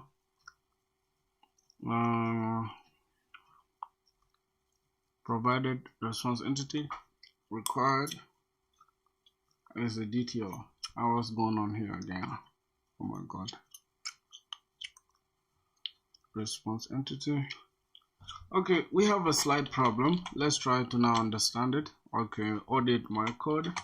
Make me understand where I went wrong. Okay, let's see. Just gonna say audit my code and make me understand what the issue is and where I went wrong. Okay, let's see. Issues found. We are returning the wrong type mismatch. What's the problem? Expects page, the server returns a single response DTO. Service should return page response DTO, not a single post response DTO. Missing user filter and wrong return type. I should what's going on? Wrong return type. Gets user but doesn't use it. No user filter. Okay, we're supposed to return also the user filter here. Now the fix needed. We need to this is unnecessary. Pageable default handles it. Okay, so we just need to say sort and that's it. Remove the extra sort parameter. Okay, now what are we gonna have? We need to also pass in the user as well inside. Okay, what's going on? We need to update first our repository by passing also the object user object as user, just like that. Then we can update our current user. Let's go back and see. Okay, the correct return type. Now current user, then return. Okay, and filters by user, and then we have the draft, and then the current user and pageable. Okay, those are the three things we need to worry about. We are filtering by draft, pageable, and the current user. Okay, what's going on here? Okay, the types of type mismatch. Let's go ahead and see. We have the response, page response. Then we just need to return post service dot get post drafts, and then we just pass in the pageable. We're just gonna have source 5 pageable by default. Okay, I think that is that, and we just need to go back here. Return post service this pageable. We need to just remove all this extra sort and all this extra stuff. We are just going to only leave this like this. Okay, now let's go back here and see current user. I thought that's what I'm already doing, right? Oh, we need to return a pageable here. My bad, I did not turn this into a page as well. Okay, I needed to turn this into a page. Now we don't have any problem. Good. Oh, that's it. I think we have an issue somewhere. I can see it here in the post. Second parameter of user. Now that we change the parameters, I think we're supposed to also add the user here. Hey buddy, hope your days have been good. Had a small question. Can I start with TypeScript or do I do JS first? What's your current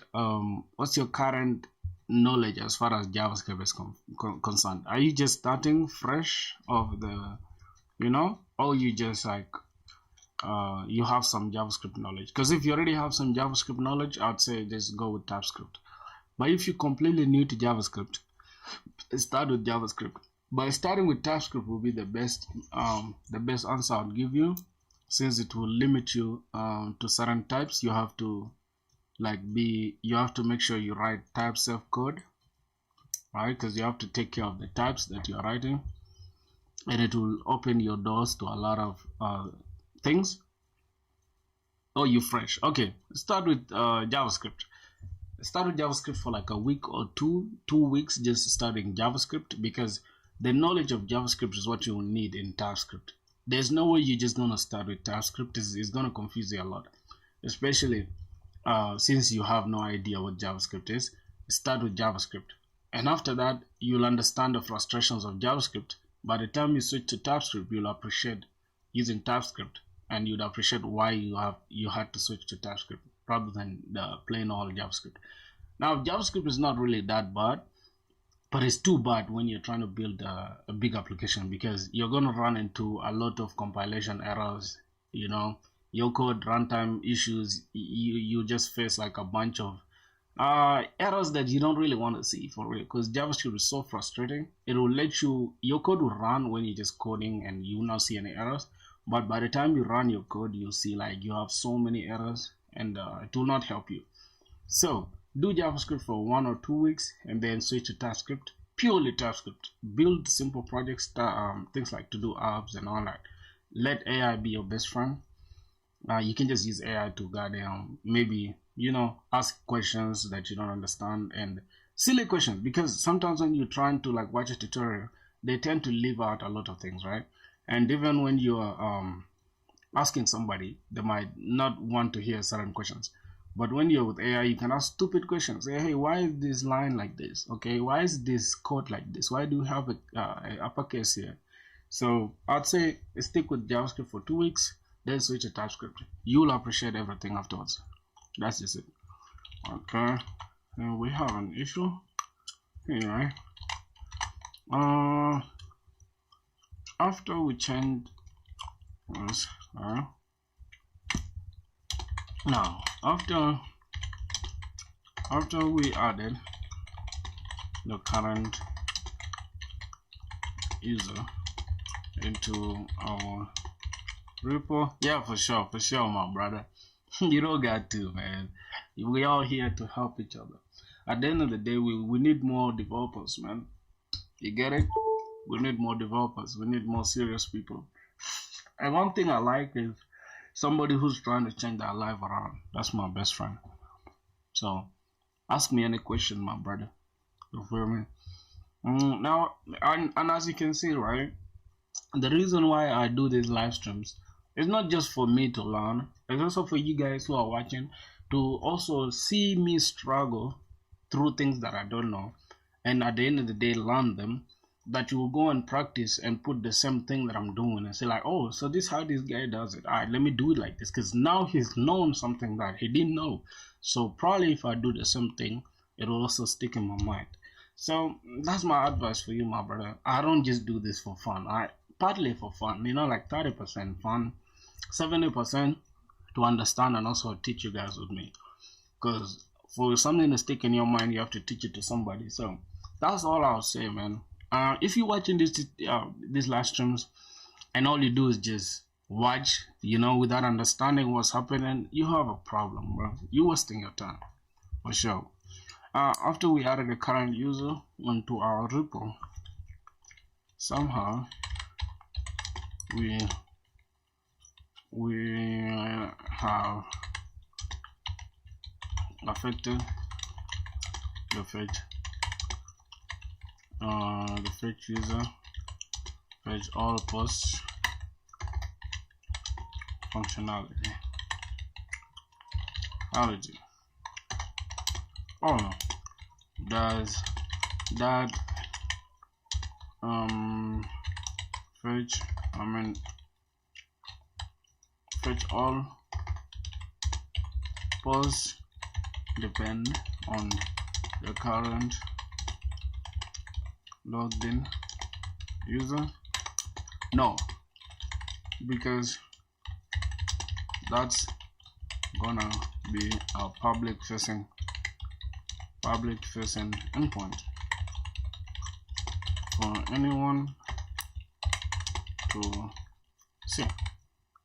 Yep.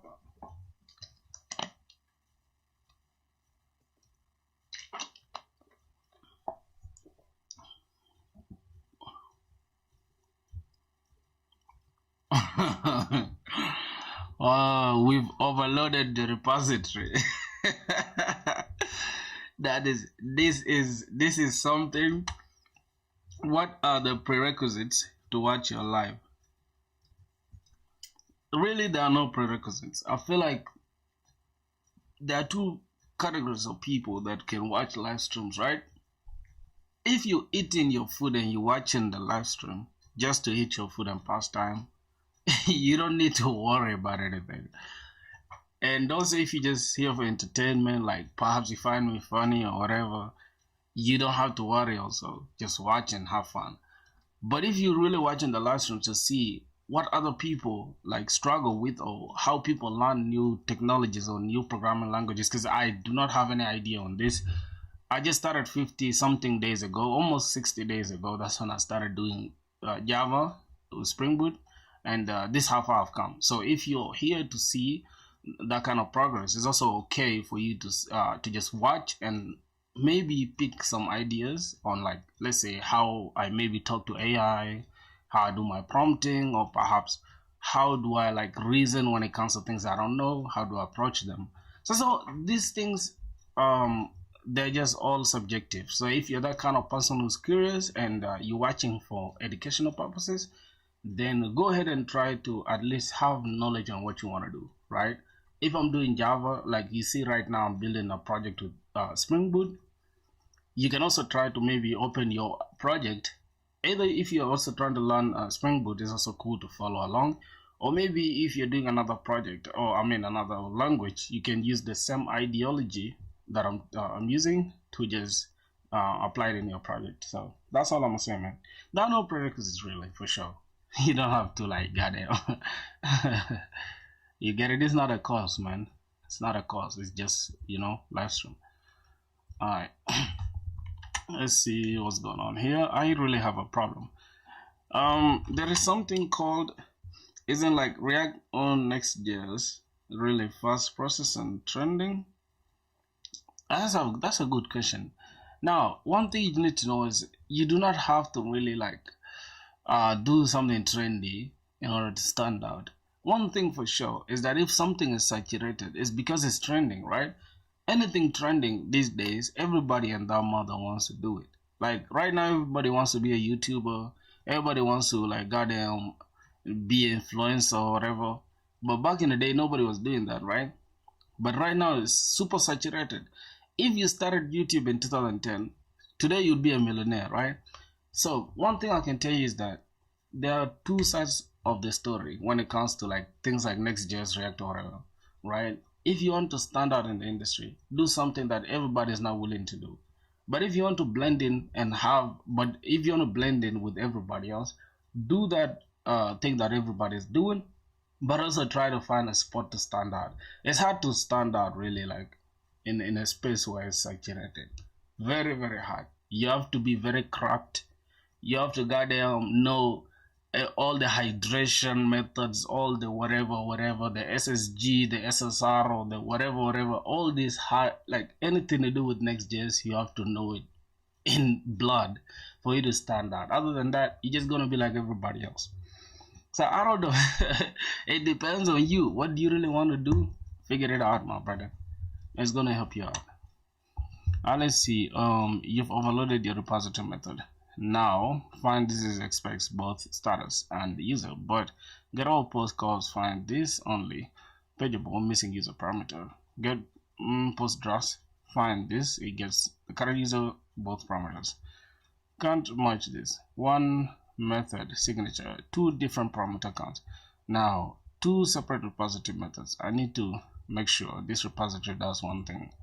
So public feed, we need to get this, and then find status and user, then we create this. I think that is it. That is going to do it. And then for this is going to get only one, find status ordered by this, and then find status and user ordered by that. Alright, that's what we're gonna do. Let's just go ahead and grab this, copy this down, and create this twice. Alright, so now we've learned something new. If we don't want to overload our repository, we gotta have to do this. Find this and then go ahead and grab it inside the repository. We're gonna leave this the way it is, and I'm just gonna remove the user from here. Okay, gonna remove the user from the first one, and I'm just gonna copy this, go to post, and we shall have a problem here. We're just gonna select V, and then we're good to go. So our error is solved. Alright, so our error is literally solved. What else are we looking at? Okay, everything is okay. So now /API/post gets all published posts, no login required. /API/post /drafts, only logged in users can grab their drafts, which is private. That is okay. So we are literally good to go. I feel like we are 90% done with this thing, right? Except there are other things later we shall have to handle edge cases. Like let's say later we want to upload, like let's say a user wants to upload an image, or we need to later add S3 bucket also integration, which is going to be AWS, and we're also going to handle that later as we keep growing with the application. For now, we're just gonna assume everything is text. We're gonna assume everything is text. That's what we're gonna be doing. All right, that should do it. Let's look at what next we need to handle. This is fine. This is fine. We have the current user. Let's see how we are using it. And also we need to turn this drafts thing into a transactional, because in case of any failure, this is let's look at, we are grabbing things, so we need this to be read only, should be true, because we are reading things from the database, right? We don't have to worry about that. Okay, so this is transactional. We are posting, publishing. Okay, that means we are creating something. It should be transactional. I don't think it should be read only, because we are using post, right? We are creating, are we creating, or we are getting things? Publish post, or we are updating, so it should be read only. No, it should be transactional, just like that. Delete transactional. Also here update should be transactional, and read only for getting posts, and then also read only for getting all posts, and that should be it. I think, how are you deploying like AWS backend and frontend, and did you use Opus 4.5? Okay, let me address the two things. I think you're asking three things in one sentence. The first two, you're talking about deployment, front-end and back-end. Now, I haven't yet gotten into deployment. So far, I've been using Vercel for deploying my applications. But since I haven't been getting so much traffic, deployment is not really a problem currently. The other thing, it could be maybe just using services like Railway or Render for the backend, right? Things like Railway. I think you guys all know Railway or Render. I think it's called Render or whatever for the backend. Oh yeah, that could be it. Maybe that, since I'm using Postgres, since I'm using PG, which is PostgreSQL, right? Since I'm using PostgreSQL, I might end up using the managed Postgres database, which is NeonDB. Haven't really like gotten into deployment that much, but I also know a little bit of AWS, S3 buckets, and things like EC2, right? EC2 instance. Now, after I finish this backend, because I want to build this project as a serious project, I want to like get it out there. So I'll probably add EC2 as well. Yeah, I'll probably deploy it on EC2 as the EC2 machine. I think that will handle the database deployment and everything. So basically I'll use AWS, right? Because I also want to learn cloud computing, not like full DevOps, not really full DevOps, but just a little bit of cloud computing that will help me understand how deployments and all that work. That's what I'm going to venture into next. I haven't really thought about them, but that's something I'll probably get into after finishing this application. And speaking of front end, I just, since I use Next.js, I'll probably host it on how do I call it, on Vassal, or maybe I'll buy my own VPS server, which is virtual private server, that I can use on my own to host my applications. It will depend. But speaking of Opus 4.5, I used it, but I don't know. I just didn't like it that much. People are saying it's good. I don't know, bro. I don't like that model like that. I think it's cool though. I have no idea. Okay, so for now, I think we are good to go. If your current post service and control cover, okay, that's okay. That's okay. We'll finish that. What else do we need to worry about? Okay, the security is what we need to worry about, because we have issues in the security. We have the JWT service. Let's get into the JWT service and try to understand what's going on. Is the filter communicating with our service properly, or is our service communicating with the filter properly, or we have an issue?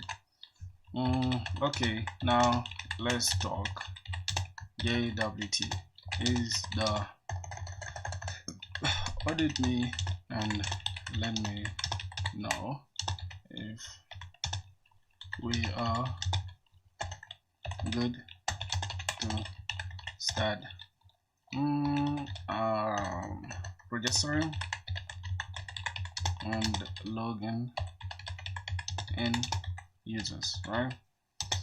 Okay, I think we are good, but if I can go ahead and let me just close everything that's here. I need to get into let's have a look at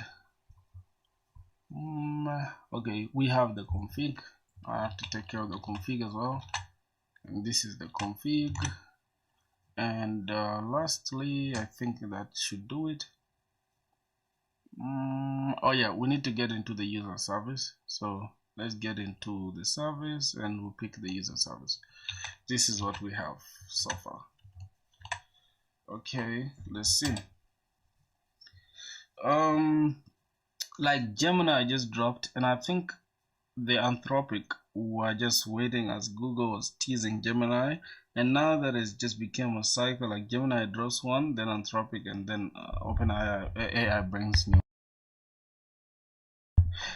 Here's the thing, my brothers. One thing I can tell you is like this: these models can only do as much, right? They can only go as far. You shouldn't stress about them. It's like they all do similar things, but in better ways. Each has a better way of doing something different. Like if you look at Gemini, especially the Nano Banana thing, the Nano Banana 3 or whatever, is good at like the image models and generating like realistic images. Even my DP, if you check my profile for the YouTube, is generated by Nano Banana. But again, if you think about it, it's not really improving as much. Like there's only so much they can do. I don't think they can improve your workflow like what people claim AI can do. Only if you are like, let's say you have an application that is calling the API endpoints, then it's something you need to worry about. It's like, okay, this is a new update that dropped. Is it worth it? Do I have to do this? What are the costs to, ROI? How much am I getting back from this and that and that? But if you're just genuinely using this every day, I feel like the normal models are really cool for everyday things like asking questions and coding and all that. For sure. So I don't know what your question is. What's the essence of your question? But if you're just wondering, my opinion when it comes to models, AI models, I really don't care, for real. So if I look at AI models, it's just like a calculator that helps me to calculate certain things. Obviously, I can have a scientific calculator and a normal calculator, right? A normal calculator that's used in the bank cannot help you in a physics examinations or statics examinations that needs, you know, insane scientific functions. You cannot find them in a normal calculator, right? So you'll fail that examinations because you don't have the scientific methods or scientific concepts that are inside the scientific calculator. So it's just like two sides to the story. Are you like a person that does insane work with AI, or are you just a regular user? So if you're somebody that does insane things with AI, go ahead and upgrade or maybe purchase a subscription to a good model that can benefit you. Other than that, bro, you're good to go with the normal thing without paying a dime. For real. That's just it, man. JWT audit, almost ready. 4 critical fixes needed. Your JWT service and filter code is solid. Proper key generation, cleans, extraction, validation, but you are not ready for registration login due to these issues. Security config, everything is public. Authorize HTTP requests. Here we have this as permit all, which is a problem. Now the fix is we need to create request matches that only picks /API/auth and everything else after that, and then also /API/posts. This should be public facing, right? So we're going to have to permit all. After that, any request should be authenticated. Everything else needs login. Then now we can add filter before the JWT auth filter, and we pass in the username, password, authentication, filter.class. And yeah, we just add the JWT filter after that. That is okay. Then we're gonna have to add this bin called JWT auth filter, then return the new JWT auth filter. We'll pass in the user repository and we'll pass in the JWT service. And then the user service missing dependencies, add these fields, inject in your bcrypt bin. What's that? What's missing the dependencies? I don't know. Private user get current, unsafe. How is this unsafe? I don't think this is unsafe. I don't know what's going on here. Add null checks and proper casting and post service. What's already good? JWT. Okay. Now let's go to, how do I call it, to the security config. Let's try to add certain things, like for example, we need to only authenticate certain requests. So alright, let me just remove this, and then we're going to have to say auth dot, okay, let's leave this as auth dot any dot request matches. We're just gonna grab APIs, /API /auth, and everything else should be permitted, right? And everything else should be permitted. And also, since we are filtering, right, so we don't have to worry about that. And also /API/posts. Yeah, anything after that should be okay. /post, all these ones, we should end up permitting all of them. And any request after that, any subsequent, any request should be authenticated. That means any request should require a login. And then here we need to filter this. So dot JWT filter. What's going on? What did we call it? Let's look at what's going on here. Oh my goodness. Okay, so let's look at our filter. Then we need to add filter before, then we just pass in our JWT auth filter, and then we pass in the username authentication filter.class. Isn't it confusing already? Okay, let's see that add filter before, and let's see, this filter before takes in two things, right? Okay, this filter before takes in two things, which takes our JWT. That means we need to import this, right? Private final JWT JWT auth filter as auth filter, and then private final user service Then we can just come here and say, go ahead and grab for us the JWT auth filter, and then pass in the username, password authentication filter dot class, and that is it. I don't think there's something else we need to worry about. Okay, then we just go ahead and return. I think that's it, right?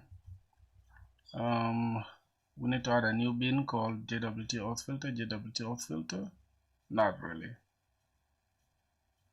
Why are we adding it as a new bin? Why are we adding it as a new bin? Shouldn't be a new bin, bro. Let's see.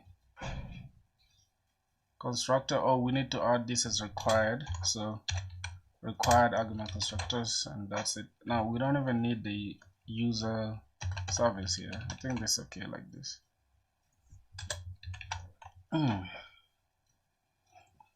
Alright. Let's see. Jeez. Okay, this should be alright. This should be alright.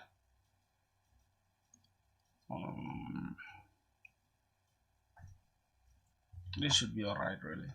Add filter before, pass in the JWT auth filter, then this filter should come before the authentication.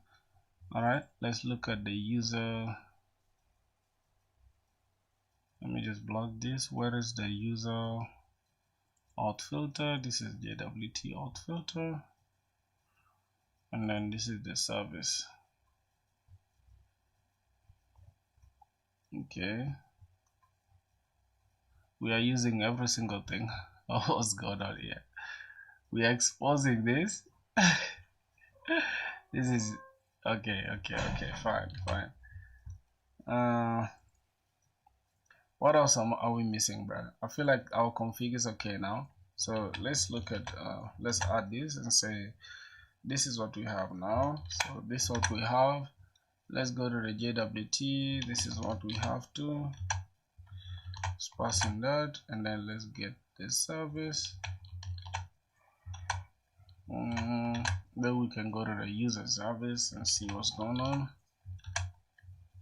Okay, so what I have now, let's audit it and see. Is well structured and nearly complete for handling user registration and login security is an audit with the key points. Currently disable CRF to simplify API use. You permit this publicly and require authentication elsewhere. Fix missing slash for slash API. First should be slash API. Alright, interesting. Yeah. Okay. What's going on with there? It's not mine. Alright, and then after that,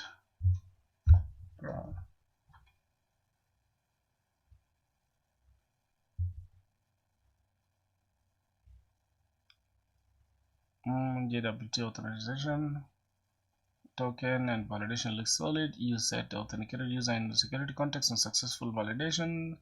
Small improvement after setting authentication called filter that is outside the if block to ensure the filter chain proceeds in all cases. After setting authentication called filter chain dot do filter outside the if block. Are we calling it inside the if block? Oh yeah, this should be outside the if block to ensure that everything is okay. Okay, that's correct.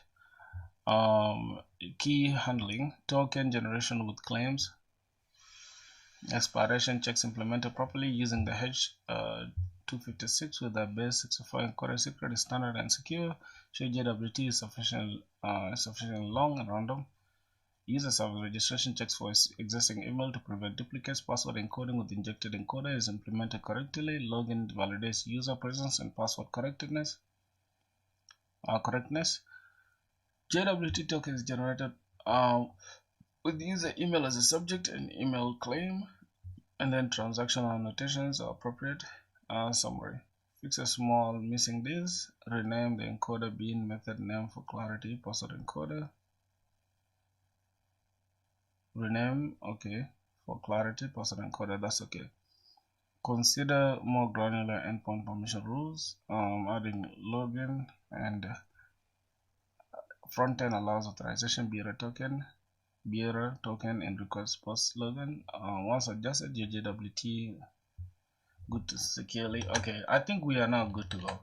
So let's look at what we have again. I'm just gonna close all the tabs and I'm gonna go to our post service to see if our entire post service is doing what it's supposed to be doing. Does our post, so let's say, is our blog post ready? Let's look at that. What do we have there? Current user. Let's go ahead and open our controller. Yep. What else? I think tomorrow we can add comments and all that, right?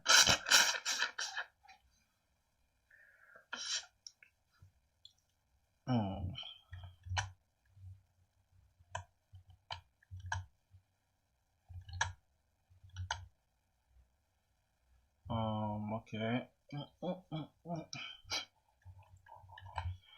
think this is okay.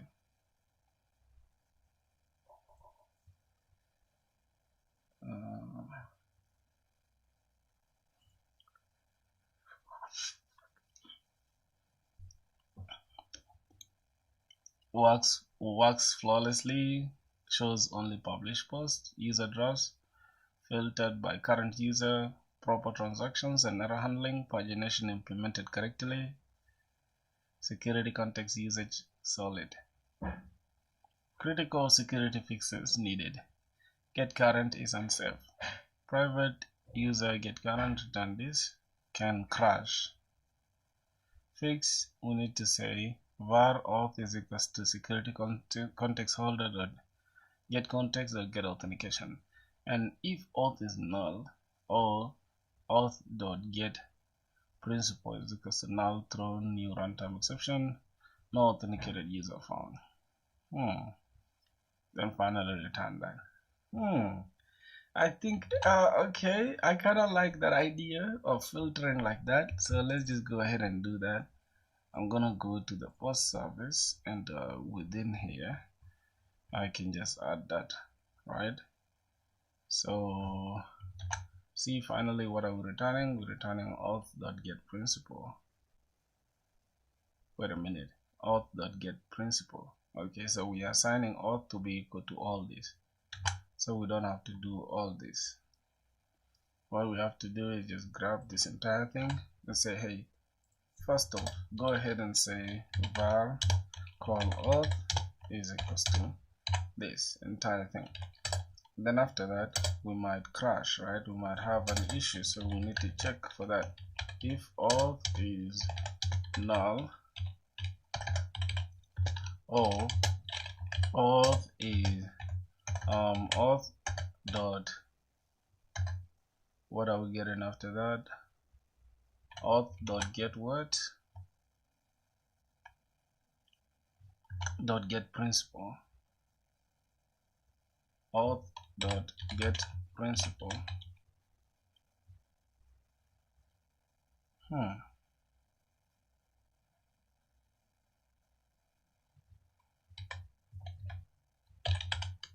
Principal is equals to null.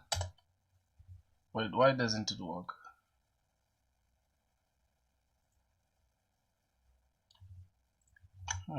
What's really going on here?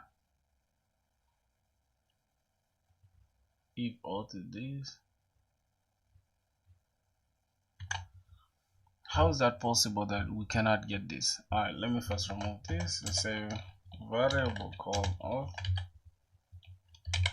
is equals to security context holder dot get context dot get authentication is equals to this, and then if auth is null and auth dot get principal, so make sure we have auth dot get principal is equals to null is equal to null. Then we need to throw a new auth exception, which is going to be no. We need to return resource not found. Actually, that's not resource not found. We need to create that instance which is going to be only for the user, right? It's going to be a runtime exception. No, we need to return resource not found, authenticated object not found, authenticated. I'm just going to say authenticated user not found. I think that should be okay. What's the error message here? No authenticated user found, or we can just say okay, no authenticated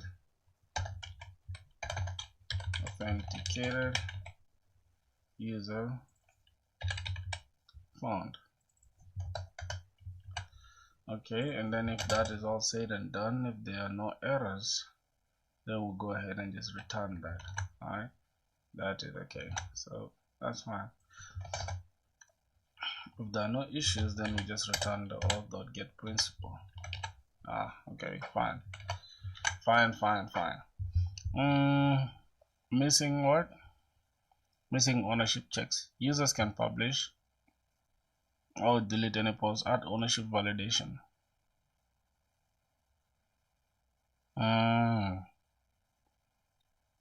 If post.getUser equals to current user, cannot publish other users' posts. But I'm thinking only admin should be able to publish posts, right? So that means we need to also correct this post endpoint. So we need only admin to be able to publish posts, but users can view posts. Now to publish posts, to publish or edit, which is update as well, or delete posts. Now we also need to come here and let's see what we have here. We can inside the publish post, okay, and also you can only, and also as an admin you can only publish your own posts. Okay, let's see. Admins only publish is ownership check. Add the security checks to your post service. So I need to come here and access denied. So I need to create a new exception called access denied exception, which is going to extend runtime exception. And this is okay. And we're going to come here and say we need to update the post service helper method.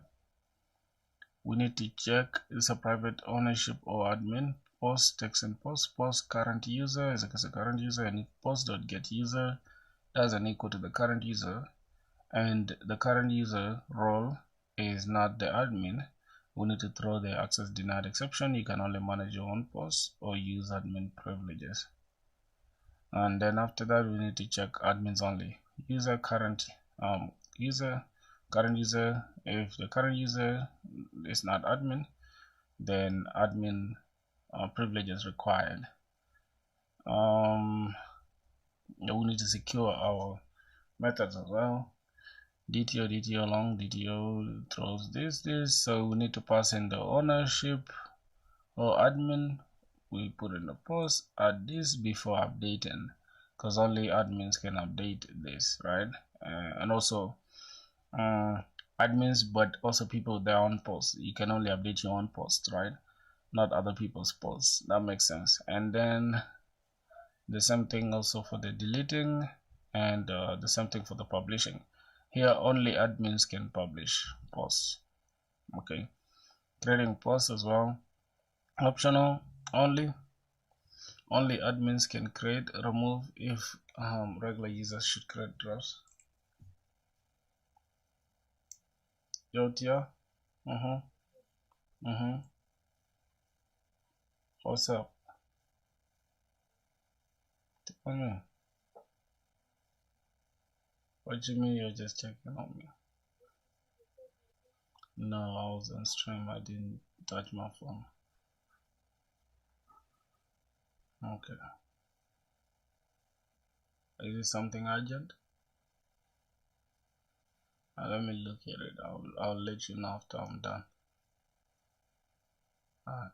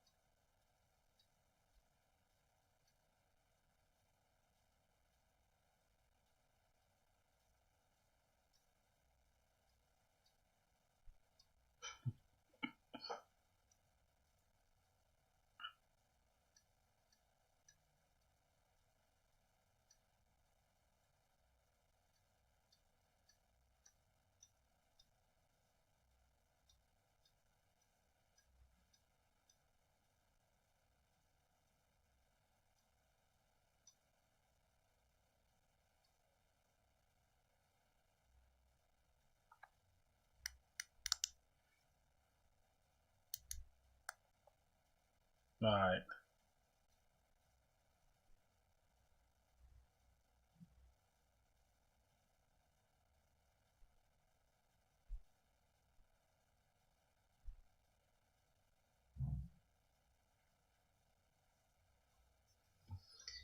Okay. Sorry guys, sorry. I just got a little bit distracted and shit like that. How are you, bro? I'm good, man. You remember me? Not really. No, not really. Not that I remember that much though, cause my brain, I don't know. And you probably been off stream for a minute, so I haven't been seeing you. Optional. Only admins can create. Remove it, regular users should create drafts. I don't need to get the rule because it is through access denied. Only admins can create posts. Admins and yeah. So now optional admin check. Not everyone should be able to check, right? Only admins can do that. So if we have already private methods to handle that. Now another thing is we are not really checking this. Run access denied exception. So first we need to go and improve this, and we're just gonna have a new exception called access denied exception, which is gonna add this to git access denied exception. We're not using this. We need to use this inside the global error handling. Error handler, and it's going to be 403, which is for the admins, right? If I'm not mistaken. So we're gonna have this same thing. Just pass it here, and we're gonna have access denied exception, and this is going to be access denied exception as exception, and this is going to be handle access denied exception, handle access denied exception. What else here? I think it should be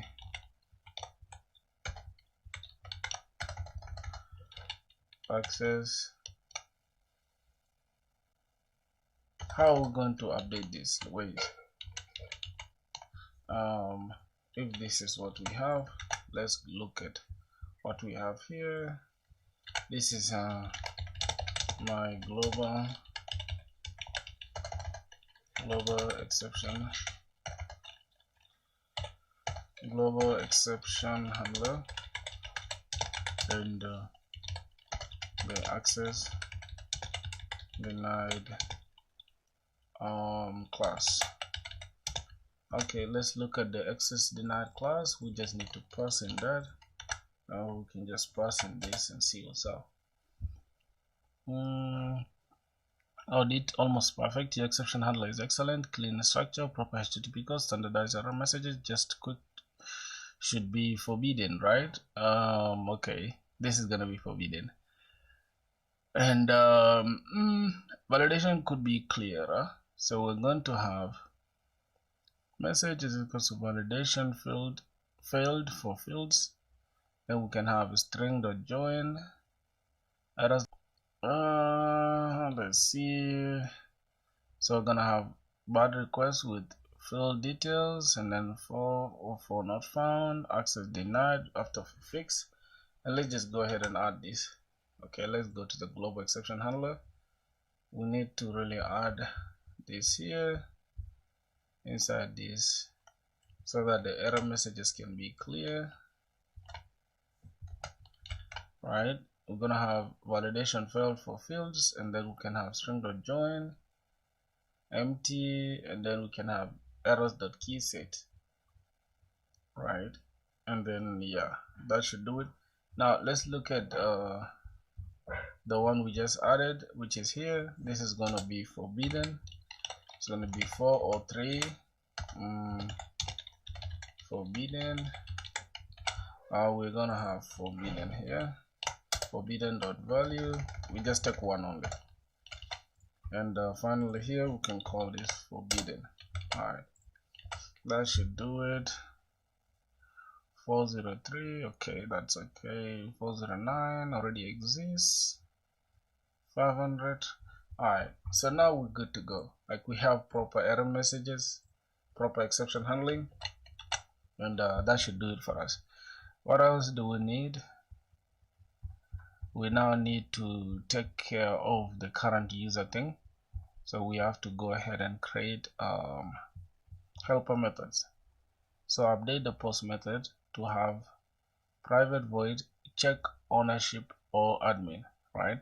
So then we're gonna take post as post, and then we can have current user, and if the post.getUser equals the current user, and if if it's not the current user, and if the current user's role is not admin, then we throw access denied exception. You can only manage your own posts or use admin privileges. And then we can have check admin only. User, we check if the current user has admin role. We throw admin privileges required. Alright, then we can use those private methods there. So we're gonna have private. We can have void. We're not returning anything. And we say this is going to be check ownership or admin, and then we can take in post as post. Then we can make sure.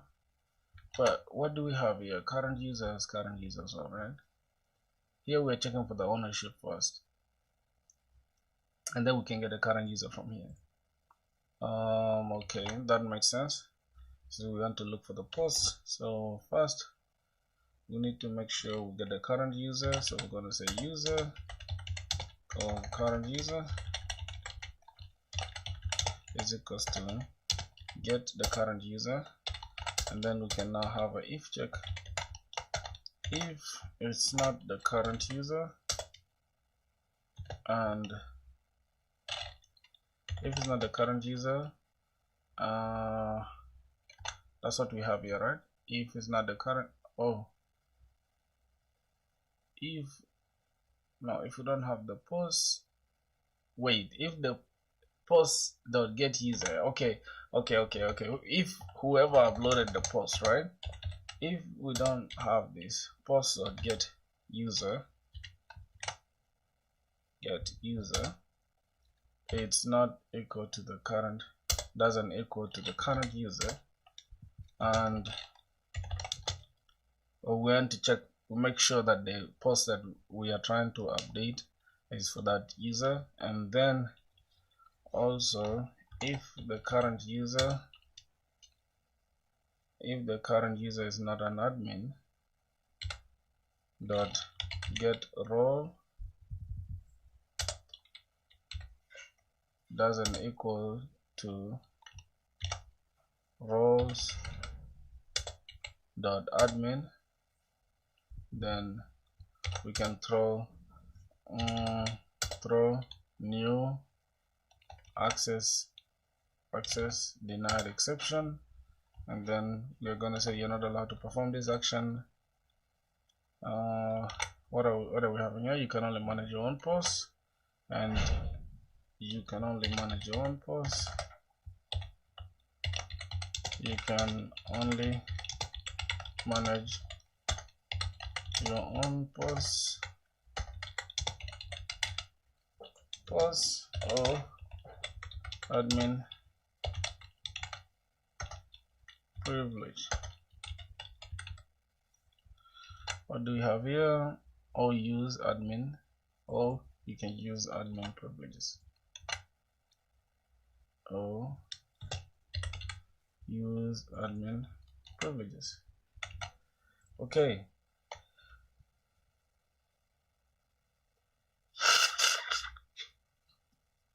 Alright.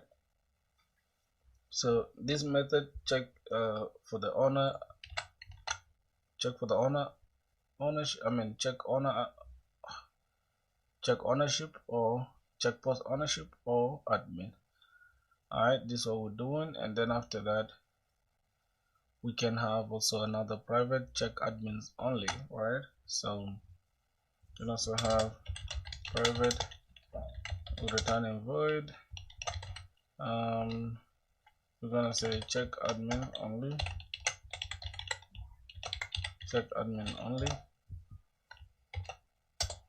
or we can have admin only, right? But we want to maintain the name, so we just keep it as check admin only. First we need to get the current user as user, instance of dot user, we call it as the current user is equals to get the current user. And then after that we need to check if we do not have the current user dot get role is not equals to the admin role, please go ahead and throw a new runtime exception, which is access denied, and it's going to be admins only, right? Admin privileges required. Just say admin privileges required.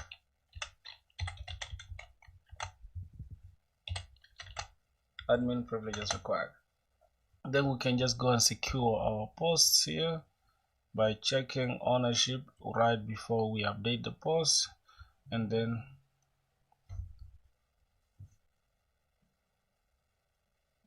Kim, brother. La. Maafia, man, I'm almost done even. But coding, I'm even done actually. I'm summarizing now. I'm summarizing.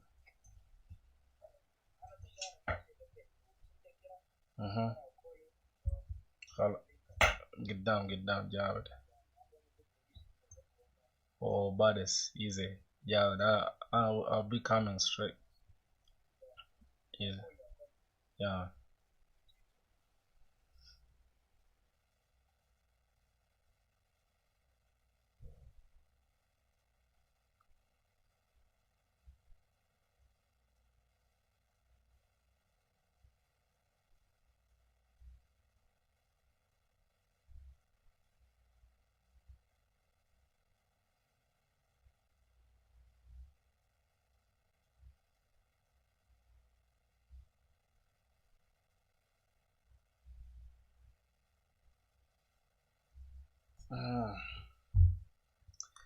Alright, my boys, so let's look at my bad, man.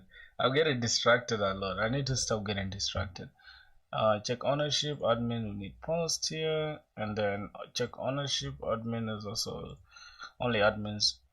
You can only update your own posts, you need to be an admin as well. And then we need to check admin when trying to publish posts. Okay. And also when trying to create posts as well, we need to make sure we check for the admin. Right? Current user.role is this, and then yeah, then go ahead and do that. And we can just save it from there. Alright, I think that should make sense.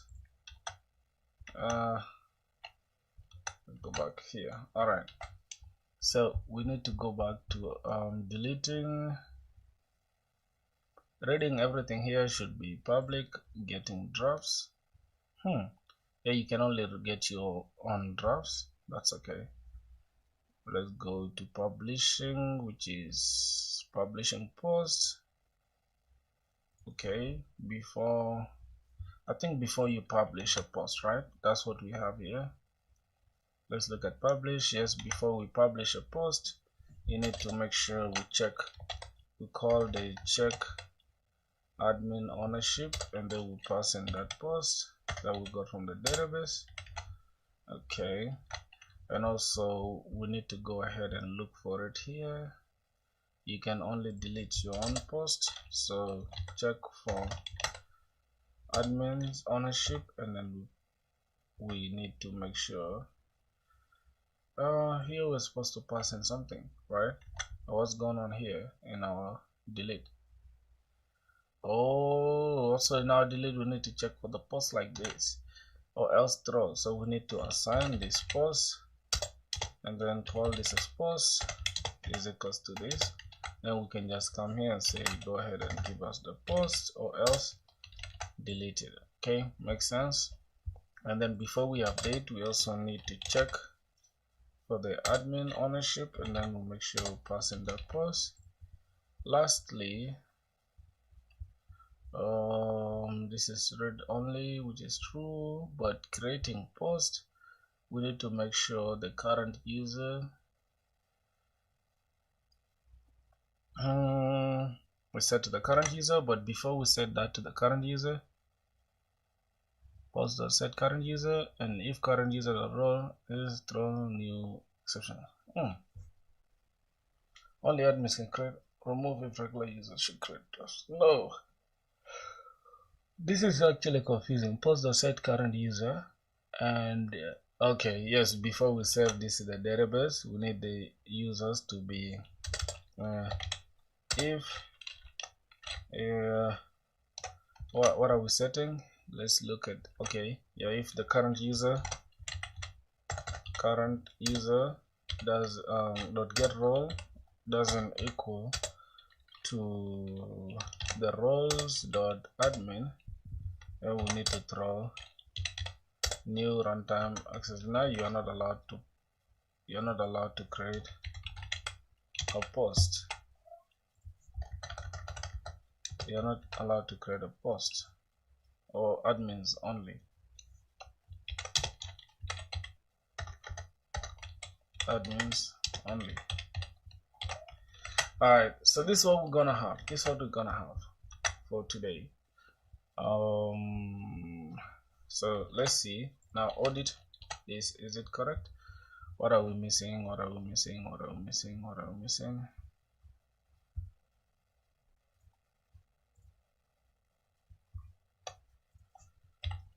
Okay, that is just it. Let's look at this. Say audit this. Is it correct?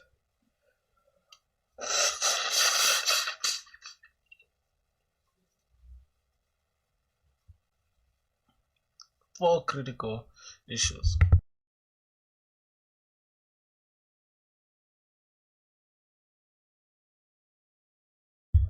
Where business logic issues, method name typo, check ownership or admin, won't compile, camel case.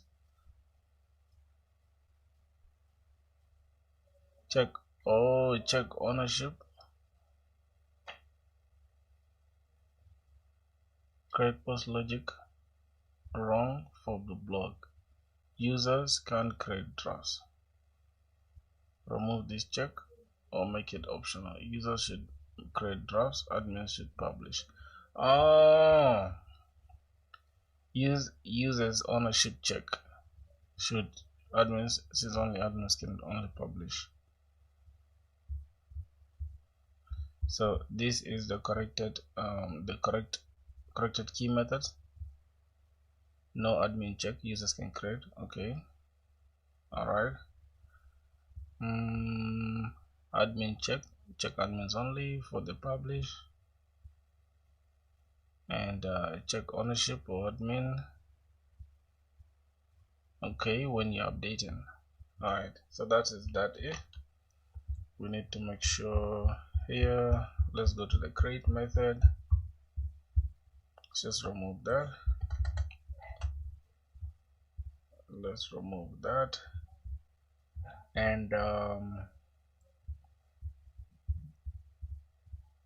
here updating. Yes, this is correct, but only admins can publish, right? This is also correct.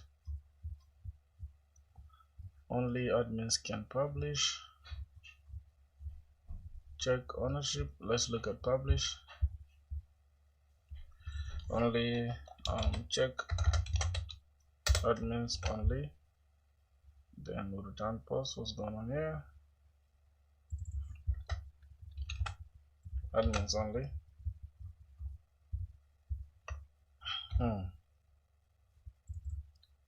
What's with the camel case thing, bro? Camel case. Okay, so the camel case is what we should use. Check ownership. Yes, check ownership. Check admin only. Copy this. Oh my god. Admin only. Go ahead and grab these. Check ownership. Check this. Okay, this should be okay. I think this is fine now. Now check this out. Oh my god.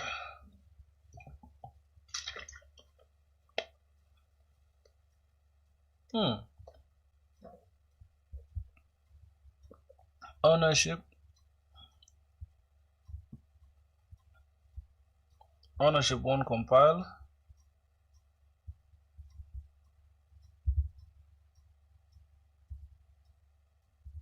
Oh my god.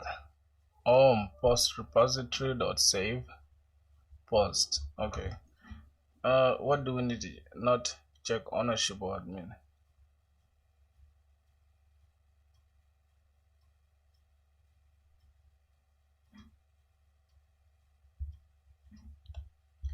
But why do I feel like I'm I'm getting confused now? What's happening? It's ownership. The spelling of ownership. Okay, it's ownership like this. Check ownership. Check ownership. That's a spelling. Okay, ownership. And also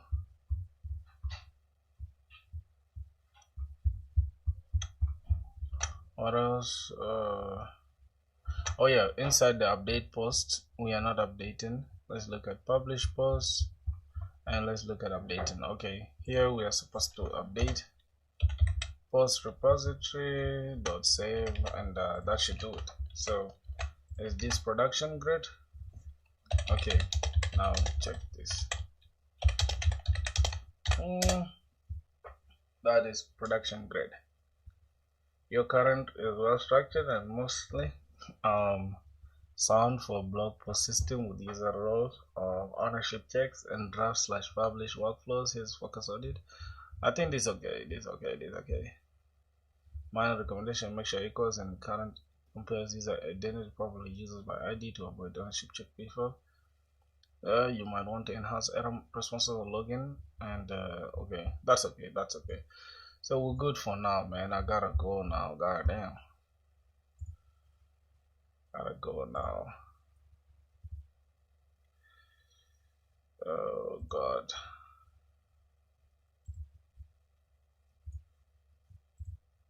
Hey, you're back, and I'm about to go now, right? Cause I'm done with a lot of most of the stuff. So let's say git add dot.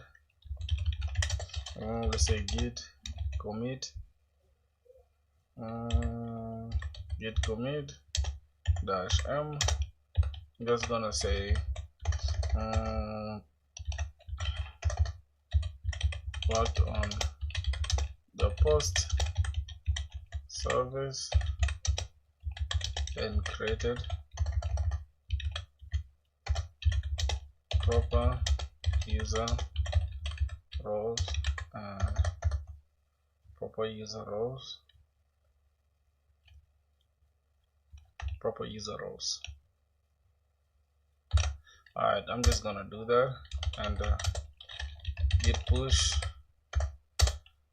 That is that. Good to go, my boys. That is for today's coding session.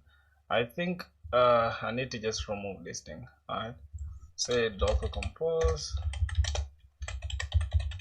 down v. Let's go ahead and remove that, and yeah, that is that for today, man.